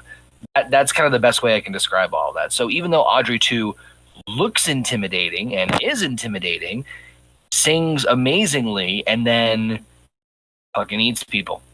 Like it's such a roller coaster of things. So it's kind of like the underdog and like the asshole villain that you like has like that unique charm that they'll still fuck up and still do these bad things, but you love to hate love. It's a weird way to describe it. I mean, I haven't seen it, so I guess a different point of view would be just like looking up the character itself. There's two things. It ends up very intimidating, but it starts off as just like any other plant, needing to be nurtured. Am I wrong? Yeah, that's right. It's exactly what it is, and it's just he tries to figure out everything, and then finally discovers, oh, you like blood. So it grows this like fucking cannibalistic asparagus or cabbage. Venus flytrap. I guess it looks nothing like that. It looks like a cabbage with a mouth.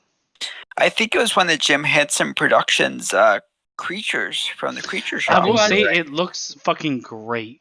Like even looking at it, like I haven't seen the movie, but even looking now at it, it's something made that long ago, it looks like great practical effects. This entire movie has great practical effects for low budget film, but it gives you that it gives a slightly bigger budget feel than what it looks. It's like a horror movie. It reminds me of The Labyrinth in terms of like visual effects. It's very similar, actually. It's the same guys. Yeah. So it's Rick Moranis. Rick Moranis, a fucking icon. But this is the kind of horror Rick Moranis did.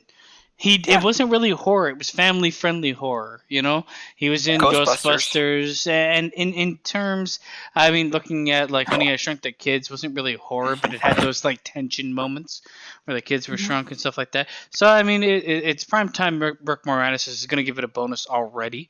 But also, like, when you look at, like, some of the abilities of Audrey, too, I mean, it's stationary, which is a problem. But it can continue to grow as long as it's fed. Large minds, quick thinking. The fact that it has no eyes and ears but can hear and see. Mm-hmm. And then it's crimes: mass murder, destruction, attempted genocide, blackmail, and it attempts world domination. I don't think we've seen that in the crimes so far, which Not is yet, lofty as fuck. So I mean, it's definitely a stronger villain, but it's limited by who it ends up with and where it comes from. Now, who it's going to go against is going to be something that I don't know everybody might not know. But they might. This bad boy.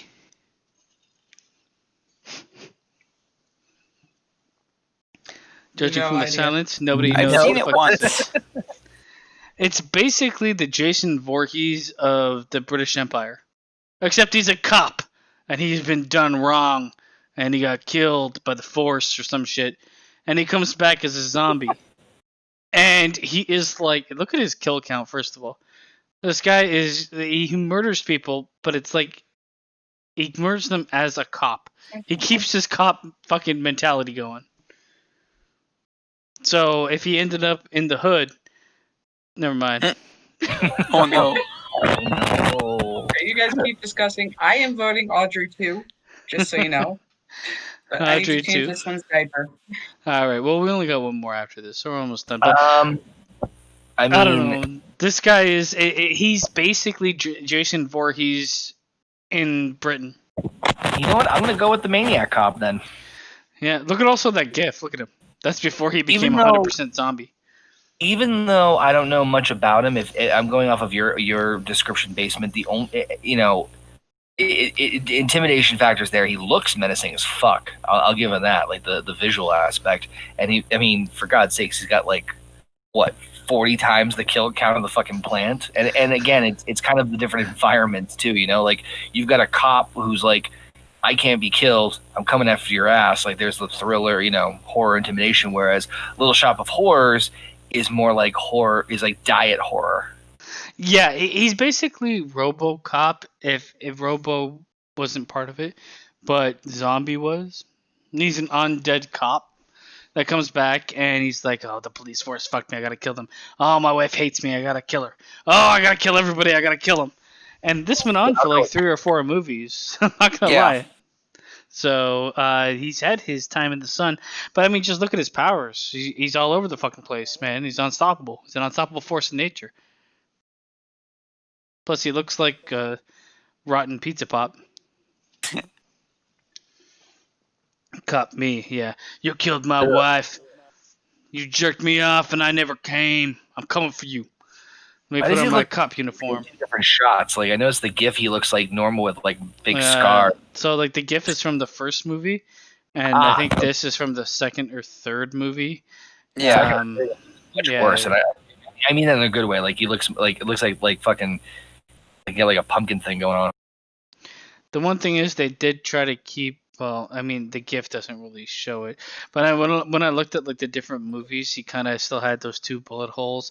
I mean, obviously in that GIF they decided to not give it to him, but apparently the actor. Just look at the guy's face. He reminds me of Dr. Hyder, this big chinned, weird looking motherfucker. Like he's got such a wide chin. Maybe I'll quit the force and become a doctor. You like centipedes? Where's my wife? I'll go with Maniac Cop, even though I don't know much about him. Yeah, when it comes down to horror villains, I'm gonna go with Maniac Cop 2, just because the other one is a bit more like theatrical, I guess, if that's the right word. I don't know. Maniac Cop is just a fucking killer, and look at him. His wife got taken, and he fucked his dog. So, Trek, who are you going with? Go with the Maniac Cop. I mean, Audrey 2 is just bloodthirsty. We know why she survived. We know why the plant survives, because it feasted on blood. But the Maniac Cop just gives 0 fucks. He's pissed off, and he's coming back for more. And the movies dilute him down more, but also it's Bruce Campbell in the movie, so Bruce Campbell rules. That's true. He is awesome. I'm also going to say, like... He's not the Maniac Cop, but he's in the movie. I think he gets killed by the Maniac Cop. In the second one, he does. I will say, in this era, in 2020, the last thing you want is a Maniac Cop. Yeah, no shit. Bobbit, who are you going for? You're the last to speak your piece. I'm going to go with Audrey 2. Oh, so we've got 1, 2, 3 verse 2. I don't know what the chat's going with, or if they're still with us. We've got a Roo saying cop basement, which really tells me I wish I was a cop. Then I could get defunded and cry. Well, he called me Norman Bates, so we're in good company, I guess. Yeah, you're a serial killer that dresses up like a woman. I'm a police officer. So I guess we're in good company in 2020. I guess. We're the same, baby. If anybody's in the chat and wants to let us know, you stand on Maniacs, Cops side, or Audrey 2. I'm going to give you 7 seconds to answer that question. Grab what you're reaching for and then come up here. Don't sit there, come up here.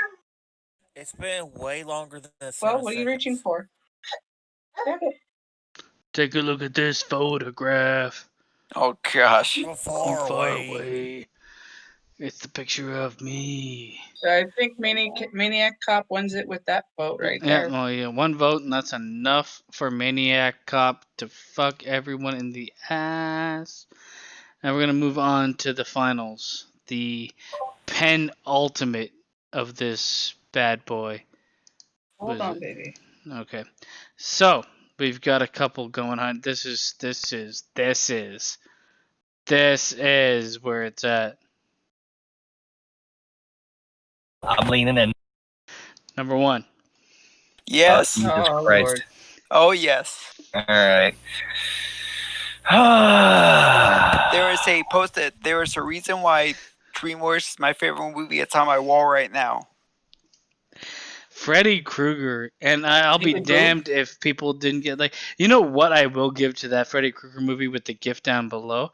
They did a great job in like the camera work and the shots were really good for a horror movie. Like this is super creepy on multiple levels. That gif is so Yeah. creepy. Yeah. I really enjoyed the creativity in the simplicity of some of the stuff they did in the first one. Yeah, they kind of go off the No. rails later on, but like I mean, You know, that Johnny being Depp said, said such I a- didn't know that he was a power plant technician. It makes sense, but I didn't know it. Oh, in his living life. Yeah. Yeah. I mean, it makes sense. I don't know when they allude to Here- it, but I don't know if they strictly come out and say it. It's I think in he's part more- 2 they do. Yeah, the sequel where the kid turns into him. Freddy's Revenge, yeah. I think he's just killing people and pissed off for revenge because of the Here's sweater he a died in. fun fact. Did you know Not that, his fucking Johnny pizza Depp was face. in the movie? What were you saying, Bob? Wasn't he in another movie? Yeah, he Did was. You know that Isn't Johnny that Depp was in the first Nightmare That's- on Elm Street? that's where he made Yep. his name, right? Yep, Yeah. that was his first movie. Mm-hmm. Yeah, Johnny Depp. And now he's Actually, on Criminal Minds. that's my favorite kill actually in the first one. Oh, when he gets sucked into the bed? Yeah, Yeah. it was just like, what the fuck's going on? And you think what's gonna happen. It's like, oh. One of That's a my lot. friends had to screen that back in '84 because he was when they were hiring me at my theater, and he said watching that in a tiny theater, he had to screen it, and when that scene came up, it scared the ever like fucking shit out of him. But I'm gonna say it, like when it comes to horror villains, what an iconic look. What creativity went into this motherfucker? Burned from head to toe with the like. What is this? Come on. He's got a fucking hand of razor blades, and it's like not Yep. regular razor blades. He's got talons. And then a It- striped sweater with a fedora. yeah, And the dirty hat. Oh, he's got such a cool, iconic look. Mhm. You see a lot of fucking horror villains on this shit, but like, come on, man, this guy is on point with his fashion. they originally wanted it to be red and yellow like Plastic Man, but it was said like that they couldn't get the colors to come out right because it was gonna mess with people's eyes. So they said red and green look better. It actually, I can't imagine it being red and yellow. Red and green works so much better. It does, but I also say like when it comes to his like powers and what Freddy can do, Freddy is fucking scary because like it's to the point where you can't escape him, and it's like the fact that he attacks you in your dreams where he's immortal and he can like make anything happen is that much more fearful, and what he does there kind of results in real life trauma. Like that is a bit different than any other of the people that we've talked about so far, where it's like a different world where he attacks you, but it means the same as if you're in this world. When you look at different slasher, characters and whatnot, and you have your like Jasons and Chucky, they pretty much have generally the same premise of there's a creature or a thing or a person that is coming after you. The real world, and you have to, with some exceptions. This is a completely different, for the most part, completely different scenario. I know there's other instances where Freddy comes back to the real world, blah blah blah blah, but for the most part, you're right. He's entering into these kids' dreams, and I know they go off the rails in later movies, but at the same time, you have to appreciate the creativity that goes into some of these kills. That's the big thing that drew me into this. Like, wow, that's who the fuck pitched? Yeah, hear me out. I'm This. gonna say right now, this is one of those movies that does like, it's almost multi-dimensional, and it does it well. Like the end result happens in the real world, where the freakiest shit you see happens in the fake world. But you put yourself in the mindset of the protagonists or any of the characters that aren't Freddy Krueger, and it's fucking, you can't get away from it. Like, and the fact that like it singles out the one thing that people have no control over, their dreams. It's such a good concept. And the So fact who's the? that Go ahead, sorry, Jack. the fact that before Freddy, Jason stalked you silently, Michael stalked you silently. Freddy stalked you, talked shit to you while he did it. He was happy about it because he's a sick bastard. Yeah, he is portrayed that way, but it's also like the fact that I like the main difference between everything we've talked about is where this happens, and him controlling the dream world and having it kind of impact the real world is why he's so fucking dangerous. He has no reason to come to the real world. He can't die in the dream world. From my understanding, he can only die in the real world, and he Correct. only comes to the real world because of his need to kill someone that has escaped him, apparently. Yeah, doesn't quite think things through sometimes. So, who's the poor unfortunate soul that has to go up against him? Let me tell you. I mean, it has to be someone pretty high up there to beat Freddy. I'm not gonna lie. Yeah. It does. Fucking Yeah. fuck. Oh, good God. Yeah. This is the heavyweight fight that we're seeing tonight for sure. God. The main event card. We got Freddy Krueger going against Pennywise the Clown from Stephen King's It. Oh no. Why are you gonna do this to me, Basement? I know. This to me is going to be the toughest decision I'm going to make tonight. Fuck. For a second, I thought you were gonna make it against Michael Myers, Mike. You sick bastard. No, I mean I like this combination because they both kind of operate out of the realm of reality, though they both operate in the realm of reality as well. This is tough. Uh-huh. I love that the kill count is 2 to 1800. I know. I was Yeah, gonna say, what it's the hell? crazy because I looked it up. Right? And I was like, okay, so the movies don't really highlight too much, but when you look at the storyline of it, or Pennywise, he's been part of the town of Derry since its inception. And some poor fucking soul, went out and tried to do the math to say how many kills would he have since the inception of the town of Derry. And he came up with 1,600 to 1,800. So use your interpretation for what you're going to accept, but that is a high fucking kill count if he goes anywhere close to that. And the fact that he kills, I'm going to say 90% children, is horribly disgusting. I mean, Freddy Krueger doesn't kill kids. He kills young adults. He killed Young kids. adults. He kills teenagers. Young He adults. killed kids he killed little kids when he was still alive. That's why. Well, those Wonder kids that Woman are killed him. skipping, yeah. I mean, this is a difficult one because, sorry, Bobby, go ahead. Oh, I was gonna ask. Do you want a balloon? No, Hell no. no, I do not want a balloon. I'm gonna But it's say funny. personally, both characters scared the shit out of me. It was Pennywise personally scared me way more, but I have reasons for that.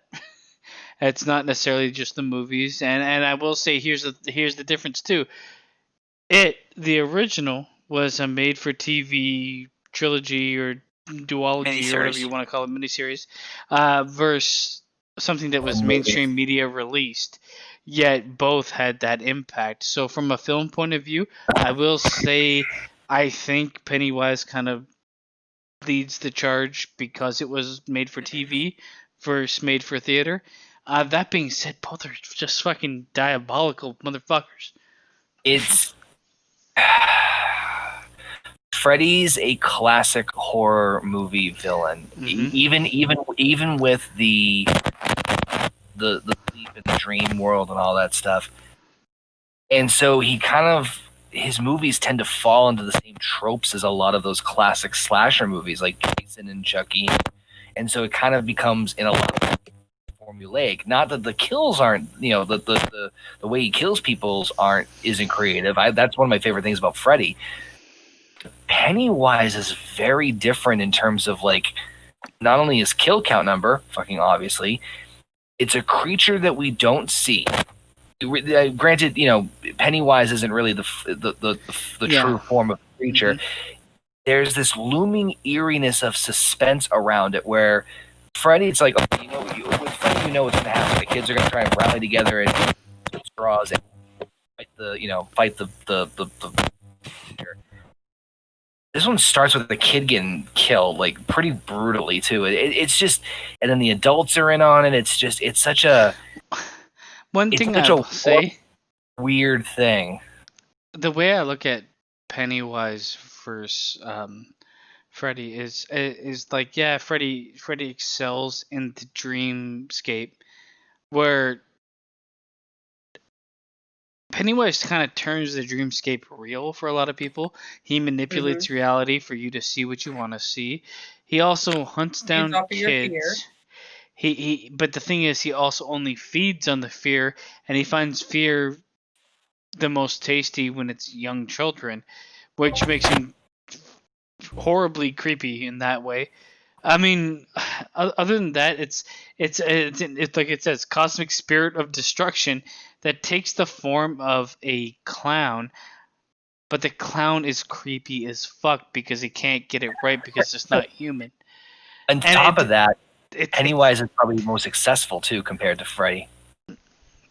He is. I mean, the thing is so unfortunate because in my mind, Pennywise, both these guys are top tier. Like, easily top 5 horror villains of all time.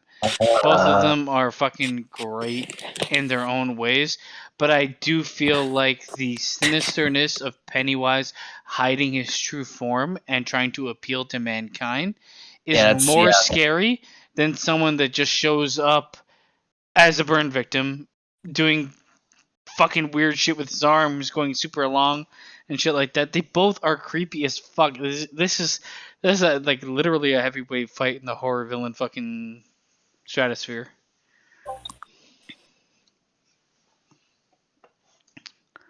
I think I'm gonna go with Pennywise.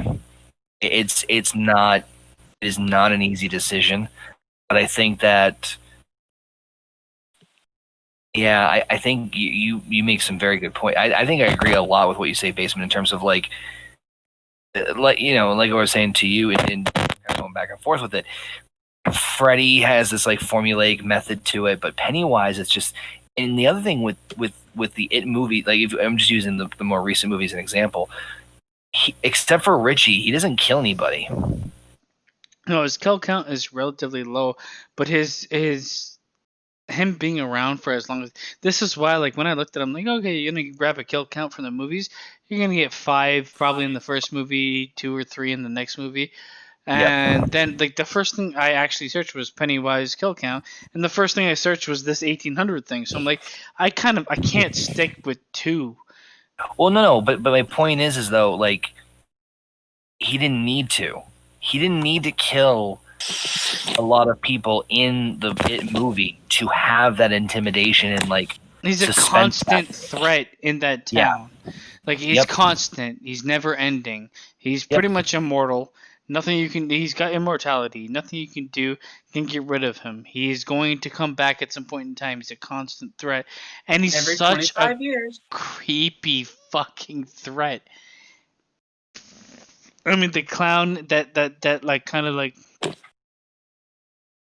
tries to get children to follow them. Yeah, just super creepy. I'm going Pennywise. Okay, so Alpha's going with Freddy. Because the way he thinks about it is, Freddy gets you in your dreams, and after all, there's no more vulnerable of a position for you to be than when you're in your asleep. And I will say, here's the problem with Freddy.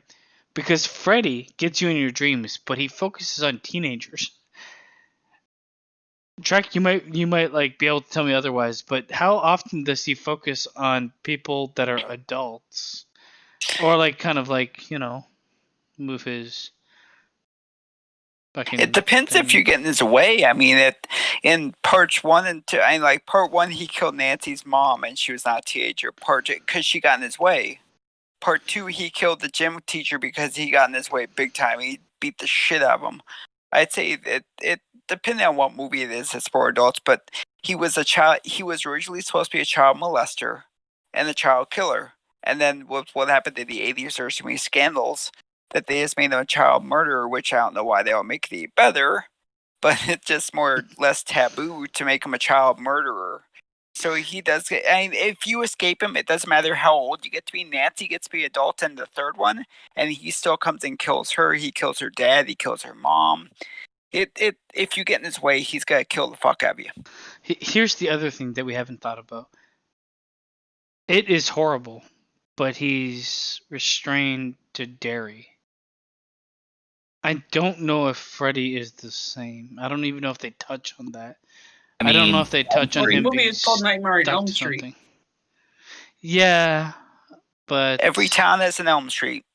Yeah. Okay. So we've never really seen Freddy outside of, I think, the Freddy versus Jason movie go anywhere but Elm Street. Yeah. Unless when they had Elm Streets.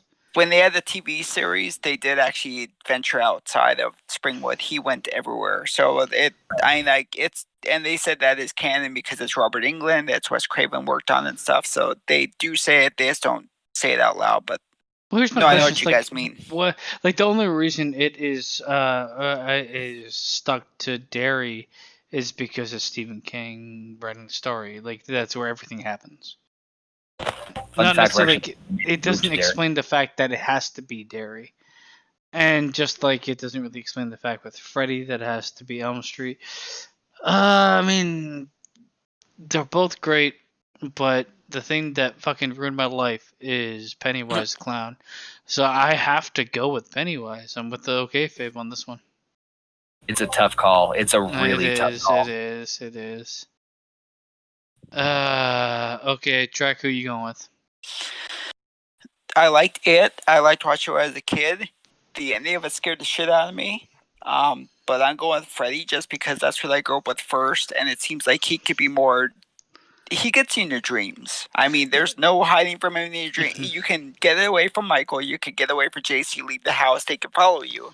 But if you fall asleep, they're not going to jump in your dreams. Freddy just jumps in your dreams. He does not give a fuck. He'll kill you no matter what. They're both horrible. In all honesty, like, yeah, he had, like, the dream thing is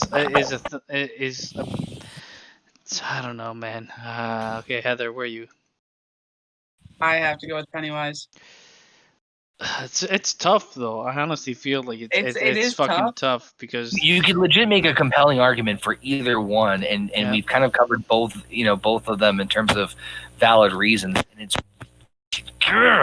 But it really comes down to who bothers you the most, and Pennywise bothers me more than Freddy. But I also will say, when it comes to Freddy, the longevity of his series actually hurts his tail more than it aids it.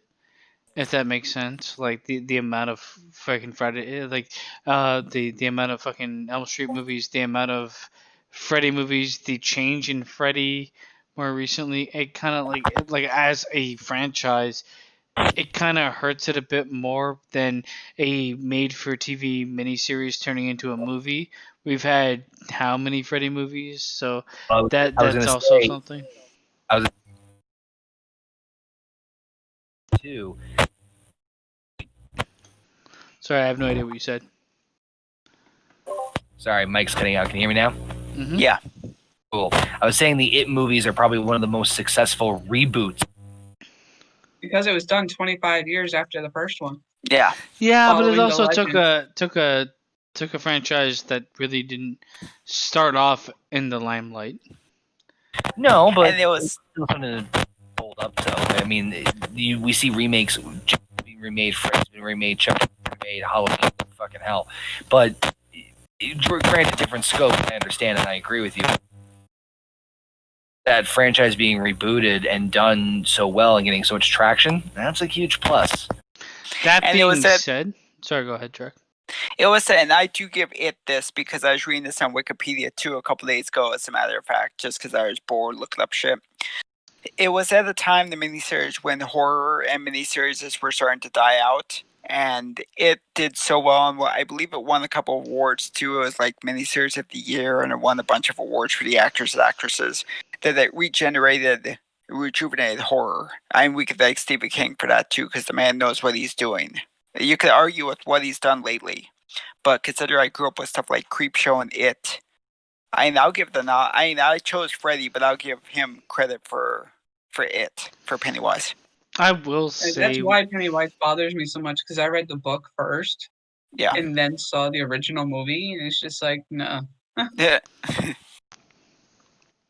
I was scared to go to the washroom as a kid, so that's why I give it to it. But I also say with it, I actually find Tim Curry to be absolutely fucking frightening. And it had nothing to do, like, the thing is that the new guy is scary, right? He does a good job. Don't get me wrong. It's just there's a certain level that of thing visual with the eye, effects. The thing he does with the eye, that's the Yeah. actual actor doing that. That's Yeah, Yeah. he's got the an actor errant. himself has. he's That got- wasn't CGI. He's got an errant eye, which is fucking crazy. But the problem is, when they use so much CGI with him, I don't pick out the intricacies of what the actor can do. Though I do appreciate it when looking behind the scenes and stuff like that. Other than that, I will say, like, I mean, Tim Curry is just a fucking creepy motherfucker. I don't know what it is. The guy the guy is creepy. He is it for me. Though I love, I don't know which Storm Guard it is or whatever the fuck his name is, but he does a really good job as it. But still, Tim Curry to me, like, the reason is, like, I look at this clown. Look at the clown. He doesn't look natural at all. No. And when I looked at Tim Curry, he doesn't look natural because there's something off. It's not the immense amount of forehead or like the inhuman kind of like, I know it's probably the way he was probably portrayed more in the book, but like there is something seeing a man in regular makeup that is just, he was creepy as fuck, Tim man. Curry Yeah. dressed as just your regular everyday clown, but you just felt something was off about Well, him. it's the way that he acted. His acting was like, this guy. He does portray it at times, but he's got this like really droopy lower lip and slobbering shit going on. Like, and like the visual effects take away from the actor's ability to portray the character. In my mind, in this, like, I honestly think the actor had it down pat. It's just the visual effects they relied on too heavily.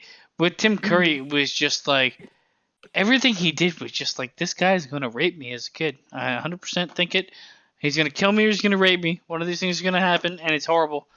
But yeah, Tim Curry kills it. But for me, like I said, it's it. Bobbit, where are you? Did he say anything yet? I don't know. I'm gonna go Pennywise because clowns creep the fuck out of me. And why do clowns creep the fuck out of you?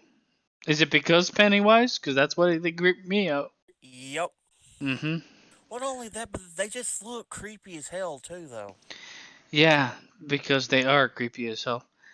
I mean, they might have had their place in the olden times, but something that looked okay then doesn't look good now. I mean, I still will give it up to the new age guy that plays it. I think the newer movies are decent. I think the first one's better than the second one. But you know, we'll see where it ends up. In the end, Pennywise takes the win. Sorry, Freddy Krueger. That's a big loss in my honest opinion.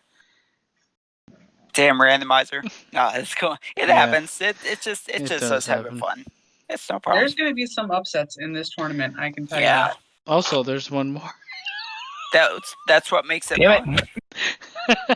Yeah, the last one's really fast. I mean, there might as well be no conversation about it. I'm not All gonna. right, well, That's that was good. Pull the Band-Aid off. We'll just fucking blast through it. First one is this: Jennifer Check from Jennifer's Body, everyone's good favorite Lord. movie. She's a succubus. So she's a cheerleader / succubus. She kills a bunch of people. She kills 17 people to be exact. That's pretty impressive. Also, she was in Transformers. Turtles. I do feel like she's kind of got the wrong. I don't know. Like, I'll throw my fucking hat in the ring for her as an actress. Well, she can lick a lighter with the best of them. Well, her letter doesn't hurt her tongue. But I do feel like she could kind of pigeonholed. I don't think she's a great actress or anything like that. But I don't think she's terrible. I really don't think So she's terrible. How many more of these are we doing? This is the last This one, you woman is son of also a the woman bitch. that sat there and fucking said that Marilyn Monroe should not be an icon because she normalized fucking mental health. And it's just like, what? Yeah, she did say she also called Michael Bay a little Hitler, and it's like Steven Spielberg's like, yeah, bye bye. All right. Hey, Well, basically, about the character. The you character spelled itself, chick I mean, What? what I liked most is when she tried to not have sex and she started breaking out pimples. And it's just like, that's normal life, though. What did I spell wrong, Bobbit? You spelled chick wrong. You put check. What's her name? She's Czechoslovakian. I don't know. I'm just making that up. Whatever. She's a succubus, motherfucker. If you haven't watched the movie, you should check it out. It's actually alright. Not really. It's okay. I've already seen it. It's lower level. Yeah. It's pretty It's much like the best movie ever. it was the same woman who did Juno. It's like they just gave her blank checks and fuck it, do what you want.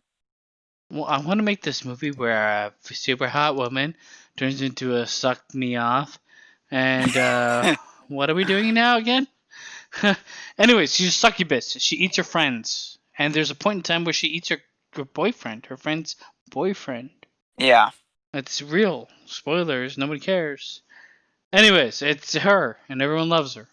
Me, kind of. But guess who she's facing? I'll give you one guess, Trek. Is it Michael? No, it's Maniac Cop. It's Michael Myers! Yeah, I don't think we even need to vote. I think we Yeah, I all think need to it's get Michael. it's definitely Jennifer Check in my book. I'm Wait, going with can I- Jennifer. I'm gonna vote for her too. I don't know what she said. Sorry, I said I vote Jennifer. Yeah, because she's a succubus, right? What's Michael Myers weak to? People having sex in front of him. She wants to have sex with him. Has anybody ever wanted to have sex with him? Could you imagine that don't union think and so. she sucks up all his power? That's what I'm saying. She wants to have sex. She will have sex with the ugliest man alive, and she's willing to have sex with William Shatner. So Yeah, so Jennifer's my vote. I'm just saying. I don't think a stab would kill her either. I don't know how she dies. As much as I love Michael Myers, I gotta go with Jennifer just because of Transformers. Wait, so Jennifer's actually might beat out Michael Myers? It's gonna happen, but there's proof to the pudding. She's a bitch in the movie. And she has Transformers going on for her, so that wins in my book. She's got a fit bod.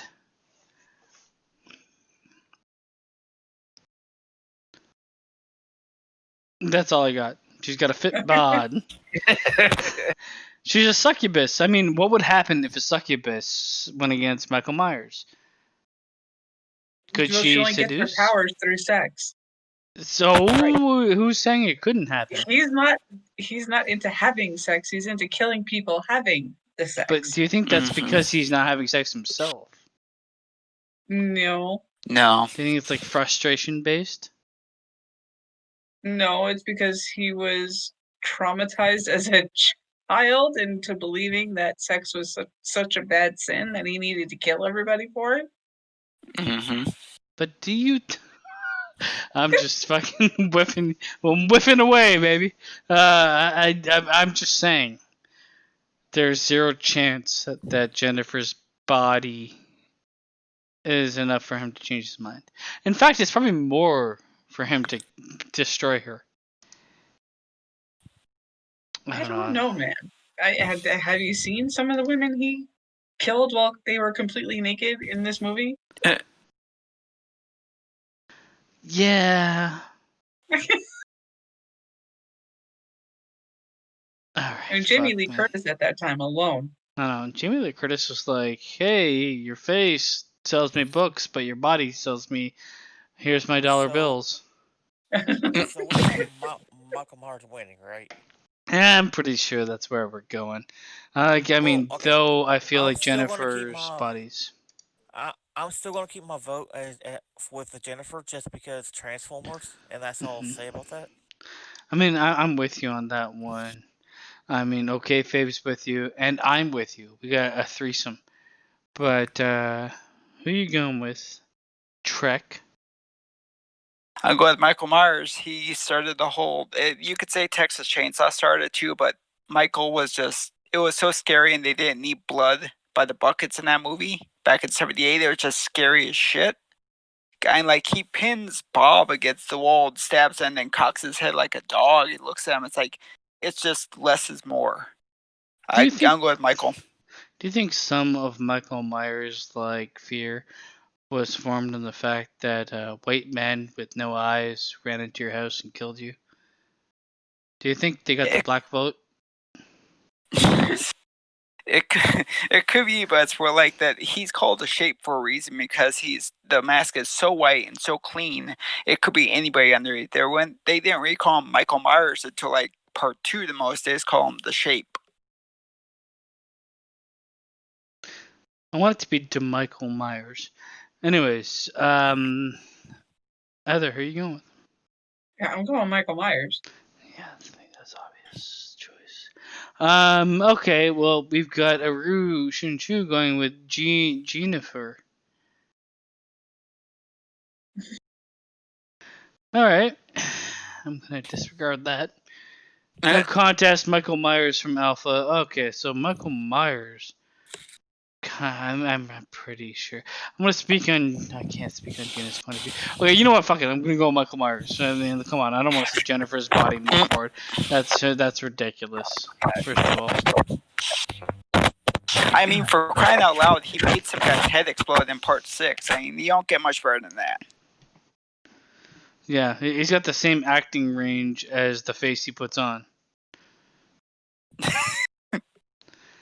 I will give you that. I do like what they did in the new one. They made him look that much more menacing.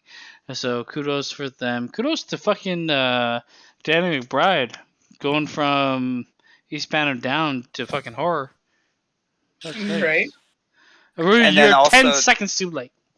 I mean, also the fact that even Friday the 13th, the guys that charged that, Victor Miller and Sean Eskinam, said, we have a hit with Halloween, let's rip it off. I mean, that's how influential it was. Without Michael, there'd be no Jason.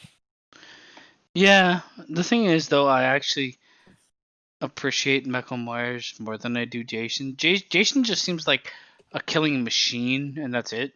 Like, there's no, like, subtlety. He just runs around fucking chopping shit up. Nobody cares. But that's the end of this part of it. We went through the first half of the preliminary. Oh my god! The first half of the preliminaries. We'll get there. We'll get there by crimes. I like how it says Grand Theft Auto because he does know how to drive a car. Yep, I stole that from someone that's better than me. We stole a bunch of cars. Mm-hmm. He also mutilated a bunch of people, and he fucked his family, and he raped, stalked, and theft tortured people. I don't know if any of this is true. Again, I am stealing from a website that I give credit to that I don't remember the URL to. Check them out if you want to see the truth. Doesn't matter. 121 kills. All of them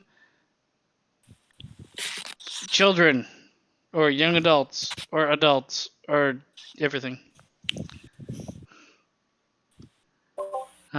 Bullshit. I said it as you said it. Michael Myers.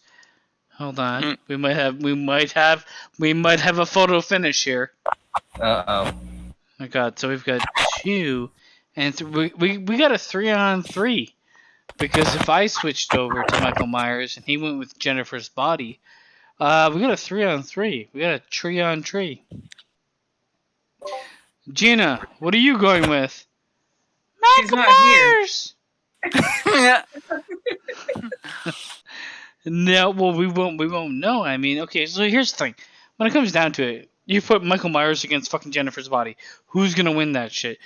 He doesn't give a shit about her fucking having sex with her. Yeah. He's just gonna chop her. He's gonna teleport. He's gonna fucking stab. She is what he wants to kill.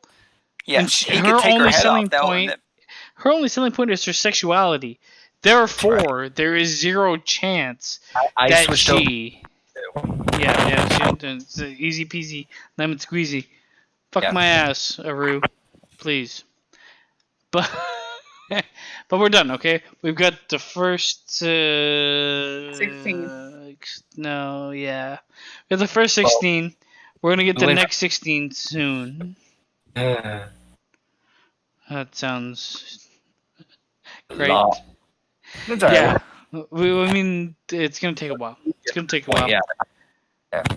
As long as we all have opinions, instead we should just be fucking German and say, yes, sir, yes, I do it. Jawohl, I'm Christopher Walken. I'm Christopher Heiter. Christopher I'm here. Stroll. Where's the ass and mouth? Where do I go? But that's it for this part of this that will last way past Halloween. Or maybe not. Who knows? Going Christmas. Christmas, the biggest horror villain of Halloween ever is Santa Claus, bitch. Garbage day. Garbage day, bitch. Alright, we'll be back soon. I don't know what's happening tomorrow. Gina, if Gina can't go live, maybe we'll do the other 32 or try to get through it quick. I vote yes for that. That sounds good to me, man. We kind of need to limit the playing field. I feel like I'm confident in the people that won, and I want to thank everybody that's on with us. So I know, like, for all of us, we're kind of involved, but how you doing? Okay, Fabe. You still on Twitch, hammering it out? Yep. I don't know well my microphone's working right now, but yes.